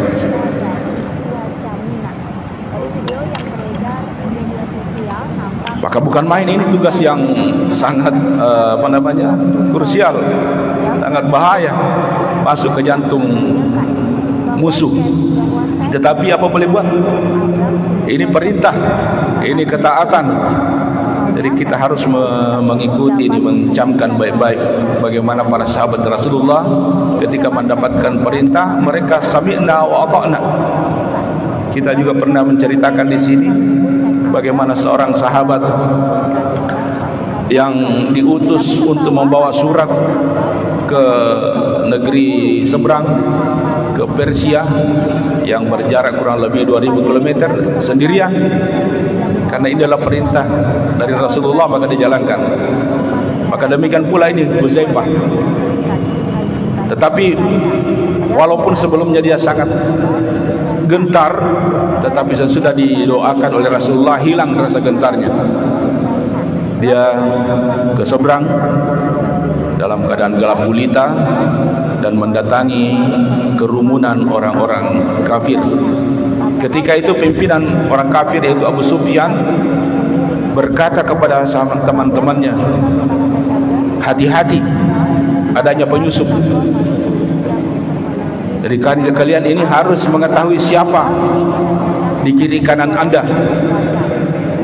Maka begitu mendengarkan informasi seperti ini, maka Huzaifah secara cerdas langsung memegang tangan salah seorang di antara, siapa kau? Padahal dia sendiri yang penyusup. Ya, sehingga diketahui oleh sebelahnya ini bahwa ini rupanya teman kita di sebelah ini. Dia bilang, saya Yanu bin Anu. Demikian pula yang lain memastikan diri siapa di sebelahnya. Dan setelah itu dia mendengarkanlah informasi dari Abu Sufyan bahwa rupanya kita tidak bisa terlalu lama bertahan di sini. Kita bisa kehabisan bekal. Ini juga kedinginan yang luar biasa. Cuaca tidak memungkinkan, tidak mendukung kita. Bagaimana kalau kita mundur saja? Jadi setelah mendengarkan informasi itu, maka kembalilah dia kepada Rasulullah menginformasikan bahwa orang-orang musuh ini malam ini mau meninggalkan tempat. Demikianlah yang berbahagia keberanian yang dilakukan oleh Huzaifah Al-Yaman dalam perang Khandaq. Lalu kemudian Huzaifah ini salah seorang yang mendapatkan pendidikan khusus dari Rasulullah sallallahu alaihi wasallam dalam hal ilmu-ilmu yang sifatnya hakiki atau biasa kita mungkin sebut sebagai pengetahuan filsafat yang mendalam, yang tidak hanya berkisar pada sesuatu yang apa adanya, tetapi dibalik daripada itu apa. Ini yang banyak diberikan oleh Rasulullah kepada Huzaifah, termasuk juga kepada yang lain seperti Sayyidina Ali bin Abi Thalib. Sehingga Sayyidina Ali bin Abi Thalib itu mempunyai pandangan yang agak berbeda dengan sahabat-sahabat yang lain, seperti telah disampaikan oleh guru kita Profesor Jamuddin ketika menceritakan itu. Misalnya ketika Sayyidina Ali berbeda pendapatnya dengan orang tentang hari mulia. Hari mulia apa, bulan mulia apa, tempat yang mulia yang mana? Kalau pada umumnya orang mengatakan bahwa hari mulia adalah hari Jumat, bulan mulia adalah bulan Ramadan, dan tempat mulia adalah seperti Ka'bah, Multazam, Makkah, Madinah. Berbeda apa yang dipahami oleh Sayyidina Ali bin Abi Thalib, bahwa hari yang mulia adalah hari di mana kita banyak melakukan kebaikan-kebaikan. Demikian pula bulan yang mulia. Apalah arti kemuliaan bulan Ramadan kalau malam harinya digunakan hanya untuk mat domeng, begadang tanpa guna. Demikian pula tempat-tempat yang mulia.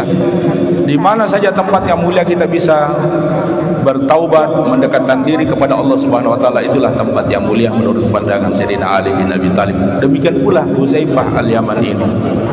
Sehingga apa yang terjadi ketika suatu waktu bertemu dengan Sayyidina Umar bin Khattab. Waktu itu Sayyidina Umar menjabat sebagai khalifah. Dia bertemu dengan Huzaifah, lalu Umar bertanya kepadanya, sebagaimana dalam riwayat dikisahkan, an Amirul Mukminin Umar bin Khattab radhiyallahu anhu laqiya Huzaifah. Umar bin Khattab Amirul Mukminin bertemu dengan Huzaifah bin Al-Yaman radhiyallahu anhu. Faqala lahu, lalu Umar berkata kepadanya, kaifa asbahta ya Huzaifah? Kaifa asbahta ya Huzaifah? Bagaimana keadaanmu pagi ini hai Huzaifah? Asbaha itu bisa diartikan pagi, bisa juga diartikan menjadi. Dan rupanya Huzaifah kemudian menjawab dengan pengertian yang kedua, yaitu menjadi. Apa jawabannya? Faqala Huzaifah, asbahtu ahabbul fitnah. Aku sekarang menjadi orang yang menyukai fitnah. Wa akrahul haqqa, dan aku membenci kebenaran.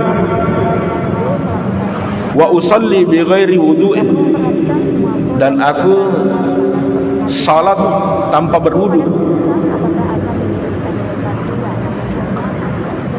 Kemudian waliyam minal ardi ma laysa lahu ma laysa lillahi fis sama. Seluruh komandan waliyam minal ardi ma laysa lillahi fis sama. Aku memiliki sesuatu di bumi yang tidak dimiliki Allah di langit. Seorang mantan komandan NATO kepada Newsweek. Keempat pernyataan Huzaifah ini membuat pusing Sayyidina Umar Amirul Mukminin. Waduh, bagaimana mungkin seorang seperti Huzaifah ini sejak dimulainya perang, menyukai fitnah? Rusia, Padahal kita ketahui fitnah itu untuk memimpin kampanye sesuatu yang sangat tidak baik. dari Sergei Meskipun Surovikin fitnah dalam hanya mengawasi pengertian Al-Quran berbeda dengan fitnah yang kita pahami. Yang kita Langkah pahami mewujudkan atau yang kita itu gunakan adalah yang sehari-hari keempat kalinya Putin dalam merompak komando hidup kita. perangnya, dan sementara Fitnah itu adalah Gerasimov membantu merencanakan menuduh invasi. Dia tidak orang, banyak terlihat di tetapi depan umum fitnah dalam dengan hanya satu kunjungan bahasa yang Al-Quran dilaporkan ke pusat adalah komando cobaan. di dalam Ukraina. Mantan wakil Jadi meskipun Panglima demikian tertinggi ini Sekutu Eropa, seperti susah dipahami. Kenapa ada orang yang menyukai cobaan? Dan menggambarkannya sebagai jenderal Rusia Kemudian, dan casting pusat Soviet. Aku membenci kebenaran, katanya. Wa akrahul haqqa. Aku membenci kebenaran. Apa dia? Aku membenci kebenaran. Bagaimana mungkin seorang Huzaifah membenci kebenaran? Dan yang ketiga, katanya wa usalli bi ghairil wudu. Aku salat tidak berwudu. Weh, kenapa orang salat berwudu? Apa diterima oleh Allah? Dan yang terakhir tadi katanya dia memiliki apa yang tidak dimiliki Allah. Weh, pernyataan yang terlewat-lewat. Ya, dalam kondisi yang seperti itu, tiba-tiba muncul Sayyidina Ali bin Abi Thalib dan melihat wajah Sayyidina Umar yang murung, wajah kacik, lalu bertanya, "Ya Amirul Mukminin, kenapa Ki? Kenapa begitu kacik wajahnya?" Dia bilang, "Ini Huzaifah. Kutanya baik-baik, dia jawab saja dengan pernyataan yang membingungkan." Dia bilang, apakah dia bilang? Katanya itu yang pertama dia bilang, aku sekarang menyukai fitnah. Sayyidina Ali bilang, cocok kita wan. Kenapa nak cocok? Yang dimaksud fitnah oleh Hudzaifah itu adalah apa yang disebut dalam Al-Quran, innama amwalukum wa auladukum fitnah. Sesungguhnya hartamu dan anak-anakmu itu adalah fitnah. Nah, harta dan anak-anak menurut Allah Subhanahu wa taala adalah fitnah. Dan harta dan anak-anak hampir kita semua menyukainya. Demikian pula Hudzaifah sebagai manusia biasa senang kepada harta dan senang kepada anak-anak. Tetapi kata Allah, hati-hati. Harta itu adalah fitnah, harta itu adalah cobaan. Cobaan pertama adalah bagaimana kau mendapatkannya. Banyak orang karena gila harta, sangat rakus terhadap harta, apapun caranya, halal halulu dilego semua untuk mendapatkannya. Kemudian kemana dibawa harta itu setelah mendapatkannya? Banyak orang kemudian membawanya kepada jalan yang benar, membangun masjid, bersedekah. Tetapi tidak jarang juga orang malah membawanya kepada jalan yang salah. Karena banyak duit, dipakailah poya-poya, bahkan kepada hal-hal yang dilarang oleh agama. Paling tidak mungkin, ya kalau banyak harta, ya seperti biasanya orang Bugis, banyak uang ganti istri atau tambah istri. Nah, tambah istri ini bencana juga. Itu kalau tambah istri, ribut dengan anak-anak, ribut dengan istri, ribut dengan ipar-ipar, ribut dengan mertua, pokoknya bencana saja. Maka cobaan juga itu. Kalau tidak banyak harta, takkan tidak berpikir juga begitu. Kalau banyak hartanya orang, pasti. Nah, juga dengan adanya harta, maka kita mempunyai ketentuan-ketentuan terhadap harta itu. Ada zakat yang harus kita keluarkan, dan ada sedekah yang harus kita berikan kepada orang yang punya hak. Wa fi amwalihim haqqun ma'lum lis-sa'ili wal mahrum. Jadi pada harta yang dimiliki oleh orang-orang kaya yang diberikan harta itu ada haknya orang lain. Siapa itu? As-sa'il, orang-orang yang minta-minta. Dan juga ada orang yang tidak minta-minta, al-mahrum namanya, yaitu orang yang menjaga kehormatannya untuk tidak minta-minta, tetapi bahasa tubuhnya mengatakan bahwa dia butuh. Maka orang-orang yang mempunyai harta itu harus mengetahui bahasa tubuh dari saudara-saudaranya yang seperti itu, yang membutuhkan pertolongan. Itulah yang disebut dengan sedekah. Ya, mana lagi kalau banyak harta, orang biasa datang minta pinjam. Persoalan ini kalau kita pinjam, bila kita tidak ada, bohong kita. Dikasih pinjam, persoalan. Karena biasanya kalau kita kasih pinjam itu, orang ada yang kasih nasihat begini: kalau kau kasih pinjam saudaramu, maka bisa hilang uangmu, bisa juga hilang saudaramu. Karena setelah kau kasih pinjam itu, dia akan menghindar dari kau, menghindar untuk tidak mau ditagih. Maka hilang tomi uang, hilang tomi saudaramu. Maka kalau kau sedekahkan, kalau dia meminjam 1 juta, kasih saja 100.000, maka hanya uang yang hilang, saudaramu tidak hilang. Pokoknya memang banyak tantangannya kalau kita memiliki harta. Jadi bersyukurlah kalau tidak banyak harta, karena ini kata Allah, itu adalah fitnah. Mana lagi efek daripada harta itu? Banyak orang yang hartanya ditijokkan, sombongnya luar biasa, dan kadang-kadang zalim, ya, memperlakukan orang seenaknya karena merasa segala sesuatu bisa dibayar. Dan juga tidak jarang karena harta itu orang malah menjadi kikir. Kadang-kadang orang lebih kaya itu lebih kikir daripada orang miskin. Yang kedua adalah anak. Amwalukum wa auladukum fitnah. Anak juga ini adalah fitnah. Syukur-syukur kalau anak menjadi saleh. Tapi kalau malah menjadi anak salah, waduh, luar biasa tantangannya. Jadi salah saja itu sudah kita mendapatkan pertanyaan di hari kemudian. Ya ayyuhalladzina amanu qu anfusakum wa ahlikum nara. Jadi jangan kamu egois hanya untuk diri sendiri, tapi ingat anak-anak. Rekamannya ramai beredar di Telegram pada Sabtu 21 Januari 2023 kemarin. Dalam melakukan pengintaian di malam hari, pengintai dari Batalion Tujuan Khusus Terpisah Pengawal Ketiga DPR membidik dari keperluan kendaraan lapis kaca musuh. Kendaraan Ukraina dihancurkan oleh awak sistem rudal anti-tank. Tindakan-tindakan yang tidak benar itu dampaknya kepada orang tuanya.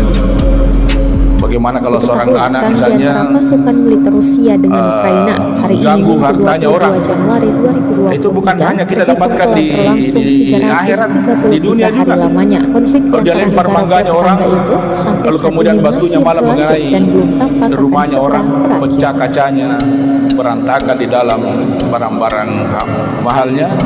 Maka apa boleh buat orang tuanya yang berurusan ya dengan yang berwajib untuk menggantikan itu semua. Ini hukuman di dunia saja, apalagi nanti di akhirat.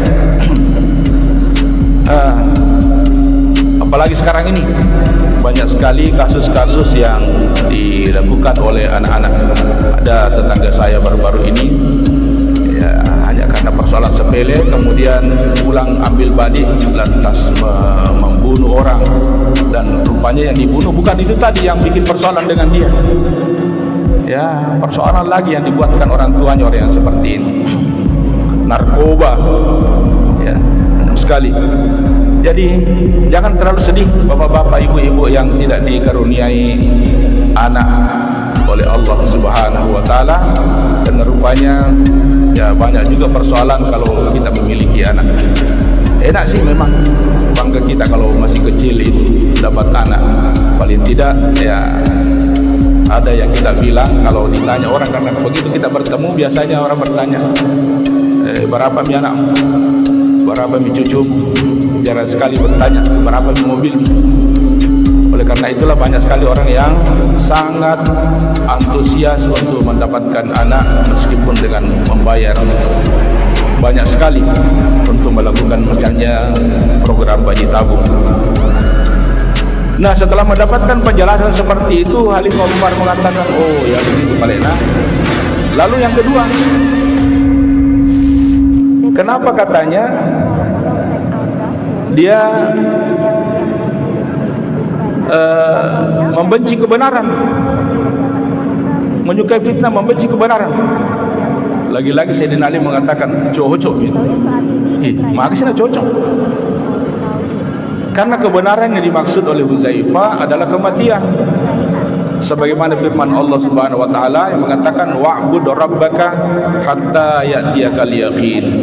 Sembahlah Tuhanmu sehingga datang kebenaran yang diyakini. Banyak yang orang bilang kebenaran tetapi tidak ada yang terlalu meyakinkan. Banyak orang yang membantahnya. Malaikat, Nabi, Al-Quran, hari kiamat. Banyak orang membantahnya, banyak orang tidak percaya. Tetapi kematian, siapa yang membantah adanya kematian? Nah, setiap hari kita melihat orang-orang digotong ke kuburan, dan kematian itu betul-betul sesuatu peristiwa yang sangat mencengangkan. Tidak ada logikanya. Bilang tua pi orang baru mati, sakit pi orang baru mati. Banyak orang yang sehat walafiat tiba-tiba mati. Kenapa mati si anu Ustaz? Kurang olahraga. Allah ilaha illallah. Banyak sekali orang mati di lapangan olahraga. Smash, langsung di smash juga sama malaikat maut. Ustaz, lamamento mi sakit. Jadi kalau tidak sakit tidak mati orang. Banyaknya orang kita dengarkan itu cerita-cerita Allah api ru jinakan nama mati. Rupanya api ru itu di PT-PT. Begitu dia biru, lewat mobil trek sambar. Ada ceritanya Ustaz dulu itu namanya Ustaz Talib. Dia bilang, oh lanasan ating Ustaz anjo kemanakan silalono kucinya baguli antama tin rumah ate. Nah, karena biasa yang kamu ya tuh malah. Ya itu luar biasa pun silalono mati nambangu baguli. Jadi betul-betul luar biasa ini namanya kematian ya. Jadi itu suatu kebenaran yang diyakini. Maka Hudzaifah juga membenci kebenaran itu karena tidak ada orang yang suka mati. Adakah orang yang suka mati? Ya, andai kata kita bisa hidup ya 1000 tahun, 2000 tahun, ya ingin kita seperti itu. Ya, jadi itulah rupanya ini nasihat bahwa betapapun engkau benci kematian, kematian itu akan mendatangi kamu dan persoalannya adalah apa yang kamu persiapkan untuk menghadapi kematian itu. Baik, diterima lagi oleh Sayyidina Umar. Itu paling kenapa dia bilang saya salat tanpa berwudu. Lagi-lagi Sayyidina Ali bilang cocok itu. Cocok sih, melengkap. Bilang iya. Karena salat dalam Al-Quran itu bukan hanya artinya sembahyang. Masih ada dua pengertian lain daripada salat itu. Yang pertama, salawat. Al-Quran mengatakan innallaha wa malaikatahu yusalluna 'alan nabi. Sesungguhnya Allah dan Rasul itu yusalluna 'alan nabi, bersalawat kepada Nabi, bukan bersembahyang kepada Nabi. Ya ayyuhalladzina amanu sallu alaihi wa sallimu taslima. Hai orang-orang beriman, maka bersalawatlah kamu kepada Rasulullah Muhammad. Jadi bersalawat. Jadi salat yang tidak berwudu ya salawat. Dan salawat itu tidak perlu kita berwudu. Artinya apa? Hudzaifah ingin mengatakan bahwa rajin-rajin kau semua bersalawat. Sebab dengan salawat ini adalah password bagi Rasulullah untuk memberikan jaminan syafaatnya di hari kemudian. Jadi kalau kita mau mendapatkan syafaat Rasulullah, rajin-rajinlah mengucapkan salawat kepada Rasulullah. Allahumma salli ala Sayyidina Muhammad wa ala ali Sayyidina Muhammad. Sebab kita tidak bisa jamin amal kita yang akan mengantarkan kita masuk ke dalam surga. Yang kedua, makna yang kedua adalah doa. Khudh min amwalihim shadaqatan tutahhirhum wa tuzakkih biha wa shalli alaihim. Al-Quran mengatakan, ambillah dari orang kaya itu, orang berpunya itu, sadaqatan, zakat mereka, tuzakkihim, untuk membersihkan mereka, wa shalli alaihim, sedang engkau menerima zakatnya, shalli alaihim, bukan sembayangilah mereka, tetapi doakan mereka.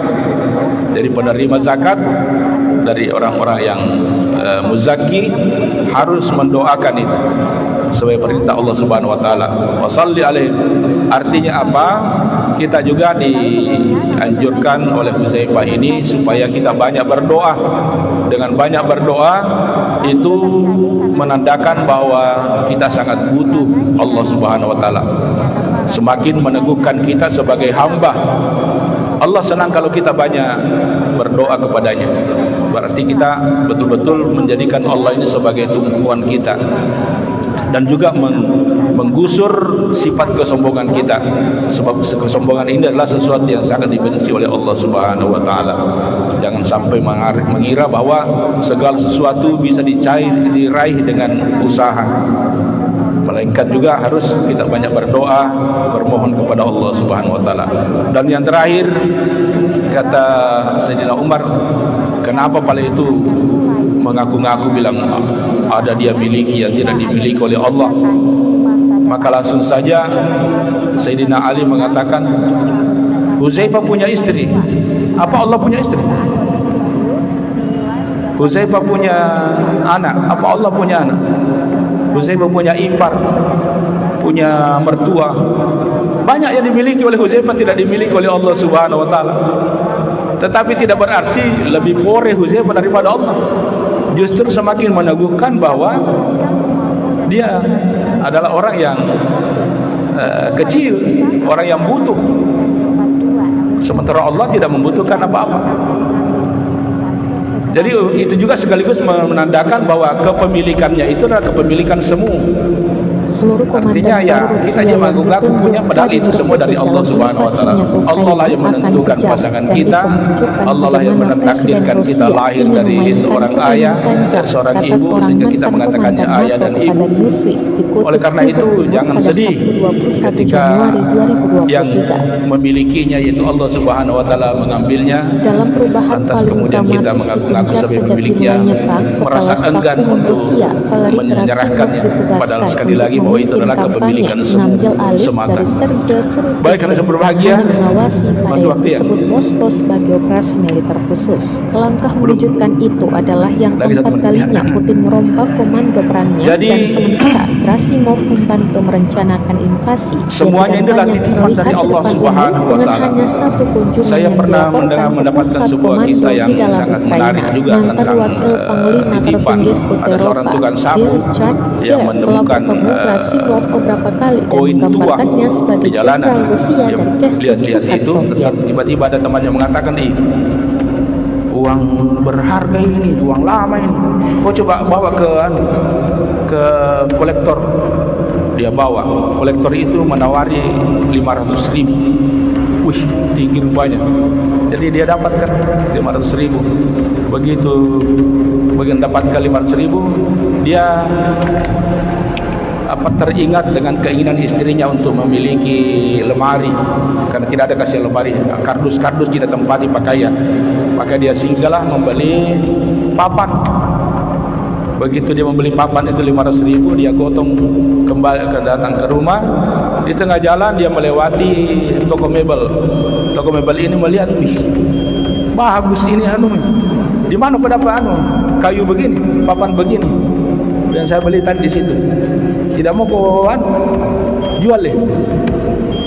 Kasih mah ini 2 juta. Langsung dia kasih. Begitu tidak, dia tawari untuk mendapatkan lemari. Ya, lemari yang lebih besar lagi. Jadi sesudah itu mendapatkan lemari seperti dia lewat lagi di kompleks perumahan.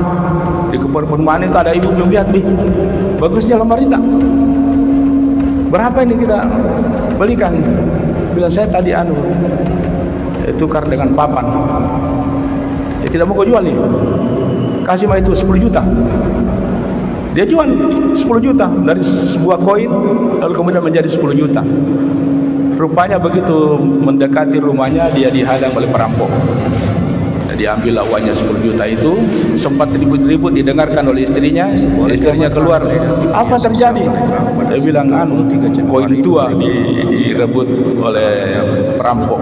Dia tidak bilang 10 juta. Jadi tukang sapu jalanan ini memahami yang namanya proses dari koin tua menjadi uang 500.000, menjadi papan, menjadi lemari, kemudian menjadi uang. Jadi bebas dia. Yang menurut dia ya koin saja yang hilang. Jadi begitulah hidup ini. Dari awalnya kita tidak punya apa-apa, tiba-tiba kita menjadi kaya, menjadi ini, terus tiba-tiba hilang, sewaktu-waktu hilang. Itu semuanya adalah titipan. Jadi kalau kita tidak bisa memahami seperti itu, maka lebih pintar itu tukang sabun daripada kita kalau tidak memahami yang namanya titipan Allah Subhanahu wa taala. Saya kira demikian, mudah-mudahan ada manfaatnya dan Allah iyyakum ajmain. Bismillahirrahmanirrahim. Allahumma shalli ala sayyidina Muhammadin wa ala ali sayyidina Muhammad. Allahumma anfa'na bima 'allamtana wa 'allimna ma yanfa'una warzuqna ilma yanfa'una. Rabbana atina fid dunya hasanah wa fil akhirati hasanah wa qina adzabannar. Wa sallallahu ala sayyidina Muhammadin wa ala alihi wasallam. Walhamdulillahi rabbil alamin. Assalamualaikum warahmatullahi wabarakatuh. Salawat dan taslim atas junjungan besar kita Muhammad sallallahu alaihi wasallam, Nabi yang begitu agung, yang telah mendidik sahabat-sahabatnya menjadi pribadi-pribadi yang luar biasa yang siap pakai, yang sangat agung pula sifat-sifatnya. Pada malam hari ini insyaallah akan kita riwayatkan salah seorang sahabat Rasulullah yang cukup inspiratif, yaitu seorang yang bernama Huzaifah bin Al-Yaman. Huzaifah bin Al-Yaman. Sebagaimana kita ketahui bahwa ada dua jenis atau ada dua kelompok sahabat Rasulullah sallallahu alaihi wasallam, yakni kelompok yang datang ke kota Madinah yang pada umumnya berasal dari kota Mekah, ada juga dari kota-kota lain. Mereka dikenal sebagai kaum muhajirin, orang-orang yang hijrah. Kemudian kelompok yang kedua adalah penduduk kota Madinah yang memberikan pertolongan, bantuan kepada saudara-saudaranya yang datang hijrah ke kota Madinah, yang kemudian dikenal dengan golongan Ansar. Pada suatu waktu ada sahabat Rasulullah yang kita mau ceritakan ini yang bernama Huzaifah Al-Yaman bertanya kepada Rasulullah, "Ya Rasulullah, saya ini golongan mana? Apakah saya muhajirin atau ansar?" Maka Rasulullah mengatakan, "Terserah kamu. Kamu bisa disebut muhajirin, bisa pula disebut sebagai ansar." Kenapa demikian? Karena rupanya ayahnya yang dikenal sebagai Al-Yaman, mungkin tidak begitu dikenal nama aslinya, tetapi asalnya dari Yaman, atau kakek-kakeknya dulu juga berasal dari Yaman, menetap di kota Mekah. Namun dia mempunyai persoalan darah. Dia telah melakukan tindakan kriminal, pembunuhan mungkin, sehingga dia harus meninggalkan kota Mekah untuk menghindari hukum qisas. Jadi rupanya sebelum Islam pun sudah ada hukum ini diberlakukan oleh orang-orang Arab. Memang Islam datang bukan untuk menghapus ketentuan-ketentuan di negeri Arab, tetapi melengkapi atau menyempurnakan. Inna bu'itsu liutammima makarimal akhlaq. Maka dia lari pindah ke Madinah. Nah, di sanalah dia menetap, membangun persaudaraan dari militan Republik Rakyat Donetsk atau DPR menghancurkan kendaraan lapis baja pasukan Ukraina. Rekamannya ramai beredar di Telegram pada Sabtu 21 Januari 2023 kemarin. Dalam melakukan pengintaian di malam hari, pengintai dari batalion tujuan khusus terpisah mengawal ketika DPR mendidik dari kejauhan kendaraan lapis baja musuh. Kendaraan Ukraina dihancurkan oleh awan sistem rudal anti-tank. Rekamannya pun menuai berbagai Subhanahu wa ta'ala, sebagaimana dalam Al-Quran disebutkan, was-sabiqunal awwaluna minal muhajirin wal ansar walladzina tabauhum bi ihsanin radhiyallahu anhum wa radu anhu. 333 hari lamanya konflik di antara negara bertetangga itu sampai saat ini masih berlanjut dan belum tampak akan segera berakhir. Wal ansar, dan orang-orang ansar dan orang-orang yang mengikuti sesudahnya, radhiyallahu anhum, Allah reda, Allah senang kepada mereka, waradu'an, dan mereka juga senang kepada Allah Subhanahu wa ta'ala. Dari luar biasa kedudukan muhajirin dan ansar ini di sisi Allah Subhanahu wa ta'ala. Muhajirin dan ansar sesungguhnya tidak terbatas pada ruang dan waktu. Kita juga bisa memperoleh kedudukan sebagai muhajirin dan kedudukan sebagai ansar dengan cara mengikuti apa yang menjadi keutamaan mereka, apa yang menjadi sifat-sifat utama orang-orang muhajirin dan ansar itu. Al-muhajirin adalah mereka yang tidak lagi meninggalkan tempat menuju ke tempat yang lain, sebagaimana salah satu hadis Rasulullah yang mengatakan bahwa muhajirin yang sesungguhnya adalah hijrah dari mana Allah, berhijrah dari apa yang dilarang oleh Allah Subhanahu wa taala. Jadi kalau kita pikir-pikir masih ada sesuatu larangan Allah yang masih kita perbuat, maka kita saat ini berniat untuk hijrah meninggalkan yang demikian itu. Tetapi kalau terasa sudah tidak ada lagi, maka yang kita hijrah adalah sesuatu yang masih kurang baik menuju kepada yang lebih baik lagi, dan seterusnya. Yang penting kita melakukan hijrah, meninggalkan yang kurang menuju kepada yang lebih. Demikian pula menjadi ansar. Ansar ini yang utama adalah menolong. Arti aslinya adalah menolong. Oleh karena itu, kita bisa menjadi ansar dengan melakukan pertolongan-pertolongan kepada saudara-saudara kita, maupun pertolongan kepada agama Allah Subhanahu wa taala. Banyak hal yang bisa kita lakukan, memberi tempat, memberi pekerjaan, memberi bantuan-bantuan yang diperlukan oleh saudara-saudara kita. Itu adalah bagian daripada ansar. Ada satu sifat istimewa orang ansar yang disebutkan dalam Al-Hasyr, itu wa yu'thiruna ala anfusihim walau kana bihim khasasah, bahwa orang ansar itu dipuji oleh Allah Subhanahu wa taala karena lebih mengutamakan saudaranya daripada dirinya sendiri. Ini sudah sering kita ceritakan mengenai asbabun nuzul dari ayat ini. Baik, jadi Huzaifah bin Al-Yaman ini adalah aslinya lahir di Madinah, sehingga mungkin bisa lebih tepat disebut sebagai orang Muhajirin. Beliau dalam perjalanan hidupnya bersama dengan Rasulullah tidak sempat mengikuti perang Badar. Kenapa?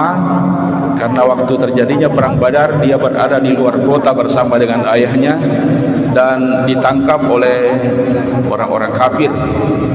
Tapi ketika itu dia tidak diapa-apai, hanya diberikan semacam janji, disuruh berjanji bahwa dia selama hidupnya tidak akan pernah menentang atau melakukan perlawanan kepada orang-orang Mekah, dan dia sanggupi itu. Lalu dilepas. Namun setelah beberapa hari kemudian bersama dengan Rasulullah sallallahu alaihi wasallam, dia sampaikan itu, ya Rasulullah, saya telah berjanji dengan orang kafir yang seperti begini. Tetapi Rasulullah mengatakan, tidak apa-apa kau langgar itu. Kau minta ampun saja kepada Allah Subhanahu wa taala. Ya, mungkin juga setelah diberikan ketentuan-ketentuan sebagaimana dalam Al-Qur'an, apabila kita mempunyai janji, mempunyai suatu keteguhan untuk melakukan atau tidak melakukan sesuatu, namun kemudian kita tidak dapat melakukannya, maka kita dikenai yang namanya kafarat sumpah. La yu'akhidhukumullahu billagwi fi aymanikum walakin yu'akhidhukum bima aqadtumul ayman. Allah tidak menghukum kamu dengan sumpah atau janji yang kuat terhadap sesuatu yang kamu lakukan secara tidak sengaja, secara main-main. Jadi boleh termasuk seperti itu tadi, karena dia berada dalam ancaman, maka dia melakukan janji. Memang dalam hukum-hukum di dunia ini yang dibuat orang juga demikian. Kalau ada perjanjian di bawah tekanan, itu tidak terlalu kuat hukumnya. Apa kata Allah terhadap yang demikian itu? Maka kafaratnya it'amu asyarati masakin, Itu kafaratnya kalau kita bersumpah melakukan sesuatu janji. Misalnya saya berjanji tidak mau mak merokok, mau mak berhenti merokok, tidak mau mak kawin lagi. Ya, tetapi ternyata kemudian dilanggar, itu ada kafaratnya, kafarat sumpah. Apa kafaratnya itu? It'amu asyarati masakin, memberi makan 10 orang miskin. Jadi memberi makan dengan makanan yang biasa kita makan. Min awsati ma tut'imun ahlikum. Jadi kalau biasa kita satu kali makan nilainya 50.000, ya 50.000 kali 10 orang 500.000 sebagai kafarat sumpah. Au kiswatuhum, atau memberi pakaian. Nah, hadirnya berbahagia demikianlah. Sehingga pada perang berikutnya, pada perang Uhud, dia sudah ikut. Namun pada perang Uhud ini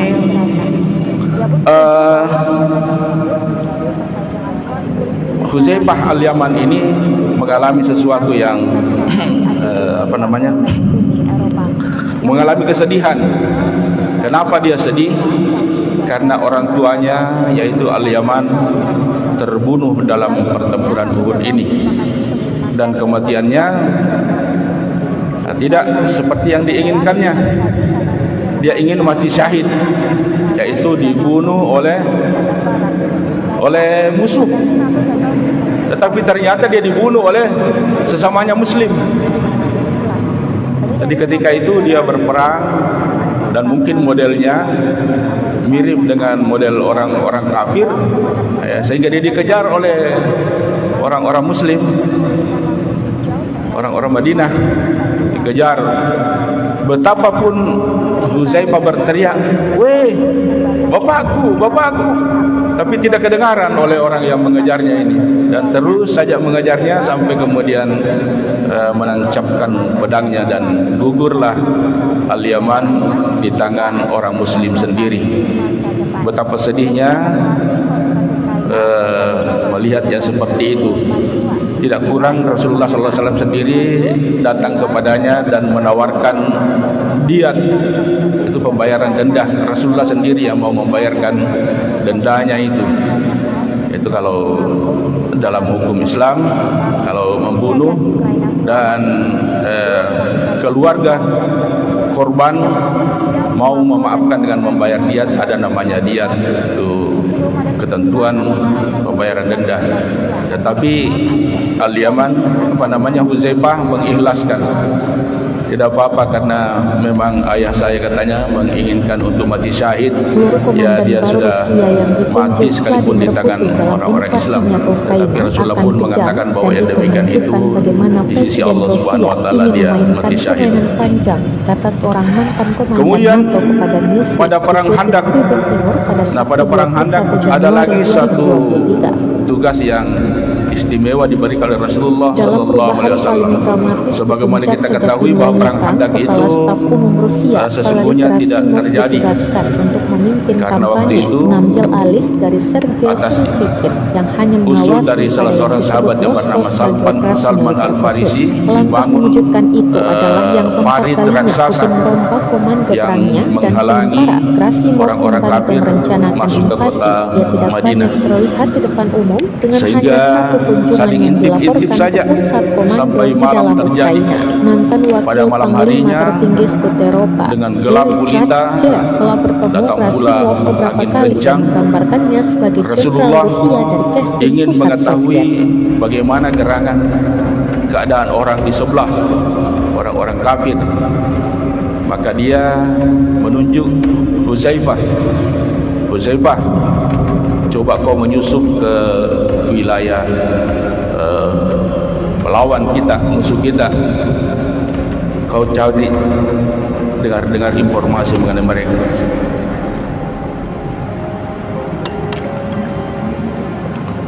Maka bukan main, ini tugas yang sangat krusial, sangat bahaya, masuk ke jantung musuh. Tetapi apa boleh buat? Ini perintah, ini ketaatan. Jadi kita harus mengikuti ini, mencamkan baik-baik bagaimana para sahabat Rasulullah ketika mendapatkan perintah mereka sami'na wa ata'na. Kita juga pernah menceritakan di sini bagaimana seorang sahabat yang diutus untuk membawa surat ke negeri seberang, ke Persia yang berjarak kurang lebih 2000 km sendirian. Karena ini adalah perintah dari Rasulullah, maka dijalankan. Maka demikian pula ini Huzaifah. Tetapi walaupun sebelumnya dia sangat gentar, tetapi sesudah didoakan oleh Rasulullah hilang rasa gentarnya. Dia ke seberang dalam keadaan gelap gulita dan mendatangi kerumunan orang-orang kafir. Ketika itu pimpinan orang kafir yaitu Abu Sufyan berkata kepada teman-temannya, hati-hati, adanya penyusup. Jadi kalian ini harus mengetahui siapa di kiri kanan Anda. Maka begitu mendengarkan informasi seperti ini, maka Huzaifah secara cerdas langsung memegang tangan salah seorang di antara. Siapa kamu? Padahal dia sendiri yang penyusup. Ya, sehingga diketahui oleh sebelahnya ini bahwa ini rupanya teman kita di sebelah ini. Dia bilang, saya Yanu bin Anu. Demikian pula yang lain memastikan diri siapa di sebelahnya. Dan setelah itu dia mendengarkanlah informasi dari Abu Sufyan bahwa rupanya kita tidak bisa terlalu lama bertahan di sini. Kita bisa kehabisan bekal. Ini juga kedinginan yang luar biasa. Cuaca tidak memungkinkan, tidak mendukung kita. Bagaimana kalau kita mundur saja? Jadi setelah mendengarkan informasi itu, maka kembalilah dia kepada Rasulullah menginformasikan bahwa orang-orang musuh ini malam ini mau meninggalkan tempat. Demikianlah yang berbahagia keberanian yang dilakukan oleh Huzaifah al-Yaman dalam perang Khandaq. Lalu kemudian Huzaifah ini salah seorang yang mendapatkan pendidikan khusus dari Rasulullah sallallahu alaihi wasallam dalam hal ilmu-ilmu yang sifatnya hakiki atau biasa kita mungkin sebut sebagai pengetahuan filsafat yang mendalam, yang tidak hanya berkisar pada sesuatu yang apa adanya, tetapi dibalik daripada itu apa. Ini yang banyak diberikan oleh Rasulullah kepada Huzaifah, termasuk juga kepada yang lain seperti Sayyidina Ali bin Abi Thalib. Sehingga Sayyidina Ali bin Abi Thalib itu mempunyai pandangan yang agak berbeda dengan sahabat-sahabat yang lain, seperti telah disampaikan oleh guru kita Profesor Jamuddin ketika menceritakan itu. Misalnya ketika Sayyidina Ali berbeda pendapatnya dengan orang tentang hari mulia. Hari mulia apa? Bulan mulia apa? Tempat yang mulia yang mana? Kalau pada umumnya orang mengatakan bahwa hari mulia adalah hari Jumat, bulan mulia adalah bulan Ramadan, dan tempat mulia adalah seperti Ka'bah, Multazam, Makkah, Madinah. Berbeda apa yang dipahami oleh Sayyidina Ali bin Abi Thalib, bahwa hari yang mulia adalah hari di mana kita banyak melakukan kebaikan-kebaikan. Demikian pula bulan yang mulia. Apalah arti kemuliaan bulan Ramadan kalau malam harinya digunakan hanya untuk madoming, begadang tanpa guna. Demikian pula tempat-tempat yang mulia. Di mana saja tempat yang mulia kita bisa bertaubat, mendekatkan diri kepada Allah Subhanahu wa taala, itulah tempat yang mulia menurut pandangan Sayyidina Ali bin Abi Thalib. Demikian pula Huzaifah al-Yaman ini. Sehingga apa yang terjadi ketika suatu waktu bertemu dengan Sayyidina Umar bin Khattab. Waktu itu Sayyidina Umar menjabat sebagai khalifah. Dia bertemu dengan Huzaifah, lalu Umar bertanya kepadanya, sebagaimana dalam riwayat dikisahkan, an Umar an Amirul Mukminin Umar bin Khattab radhiyallahu anhu laqiya Huzaifah. Umar bin Khattab Amirul Mukminin bertemu dengan Huzaifah bin Al-Yaman radhiyallahu anhu. Faqala lahu, lalu Umar berkata kepadanya, kaifa asbahta ya Huzaifah? Kaifa asbahta ya Huzaifah? Bagaimana keadaanmu pagi ini hai Huzaifah? Asbaha itu bisa diartikan pagi, bisa juga diartikan menjadi. Dan rupanya Huzaifah kemudian menjawab dengan pengertian yang kedua, yaitu menjadi. Apa jawabannya? Faqala Huzaifah, asbahtu ahabbul fitnah.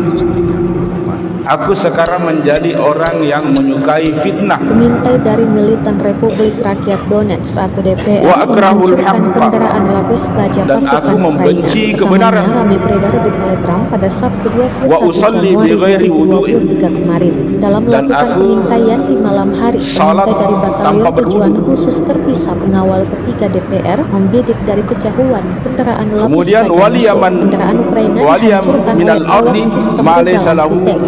ma laysa lillahi ma laysa lillahi fis sama. Wali minal ardi ma laysa lillahi fis sama. Perang di antara Aku pasukan militer memiliki Rusia dengan Ukraina. sesuatu Hari ini, di Minggu bumi 22 yang tidak Januari dimiliki 2023, Allah di terhitung langit. telah berlangsung 333 hari Keempat, lamanya konflik di antara pernyataan negara Huzaifah bertetangga ini itu membuat sampai pusing saat ini Sayyidina masih Umar berlanjut dan Amirul belum Mukminin. tampak akan segera Waduh. berakhir. Bagaimana mungkin seorang seperti Huzaifah ini menyukai fitnah? Padahal kita ketahui fitnah itu sesuatu yang sangat tidak baik. Meskipun fitnah dalam pengertian Al-Quran berbeda dengan fitnah yang kita pahami. Yang kita pahami atau yang kita gunakan sehari-hari dalam hidup kita, fitnah itu adalah menuduh-nuduh orang. Tetapi fitnah dalam bahasa Al-Quran adalah cobaan. Jadi meskipun demikian ini seperti susah dipahami. Kenapa ada orang yang menyukai cobaan? Kemudian aku membenci kebenaran katanya. Wa akrahul haqqa. Aku membenci kebenaran. Apa dia? Aku membenci kebenaran. Bagaimana mungkin seorang Huzaifah membenci kebenaran? Dan yang ketiga katanya wa usalli bi ghairil wudu.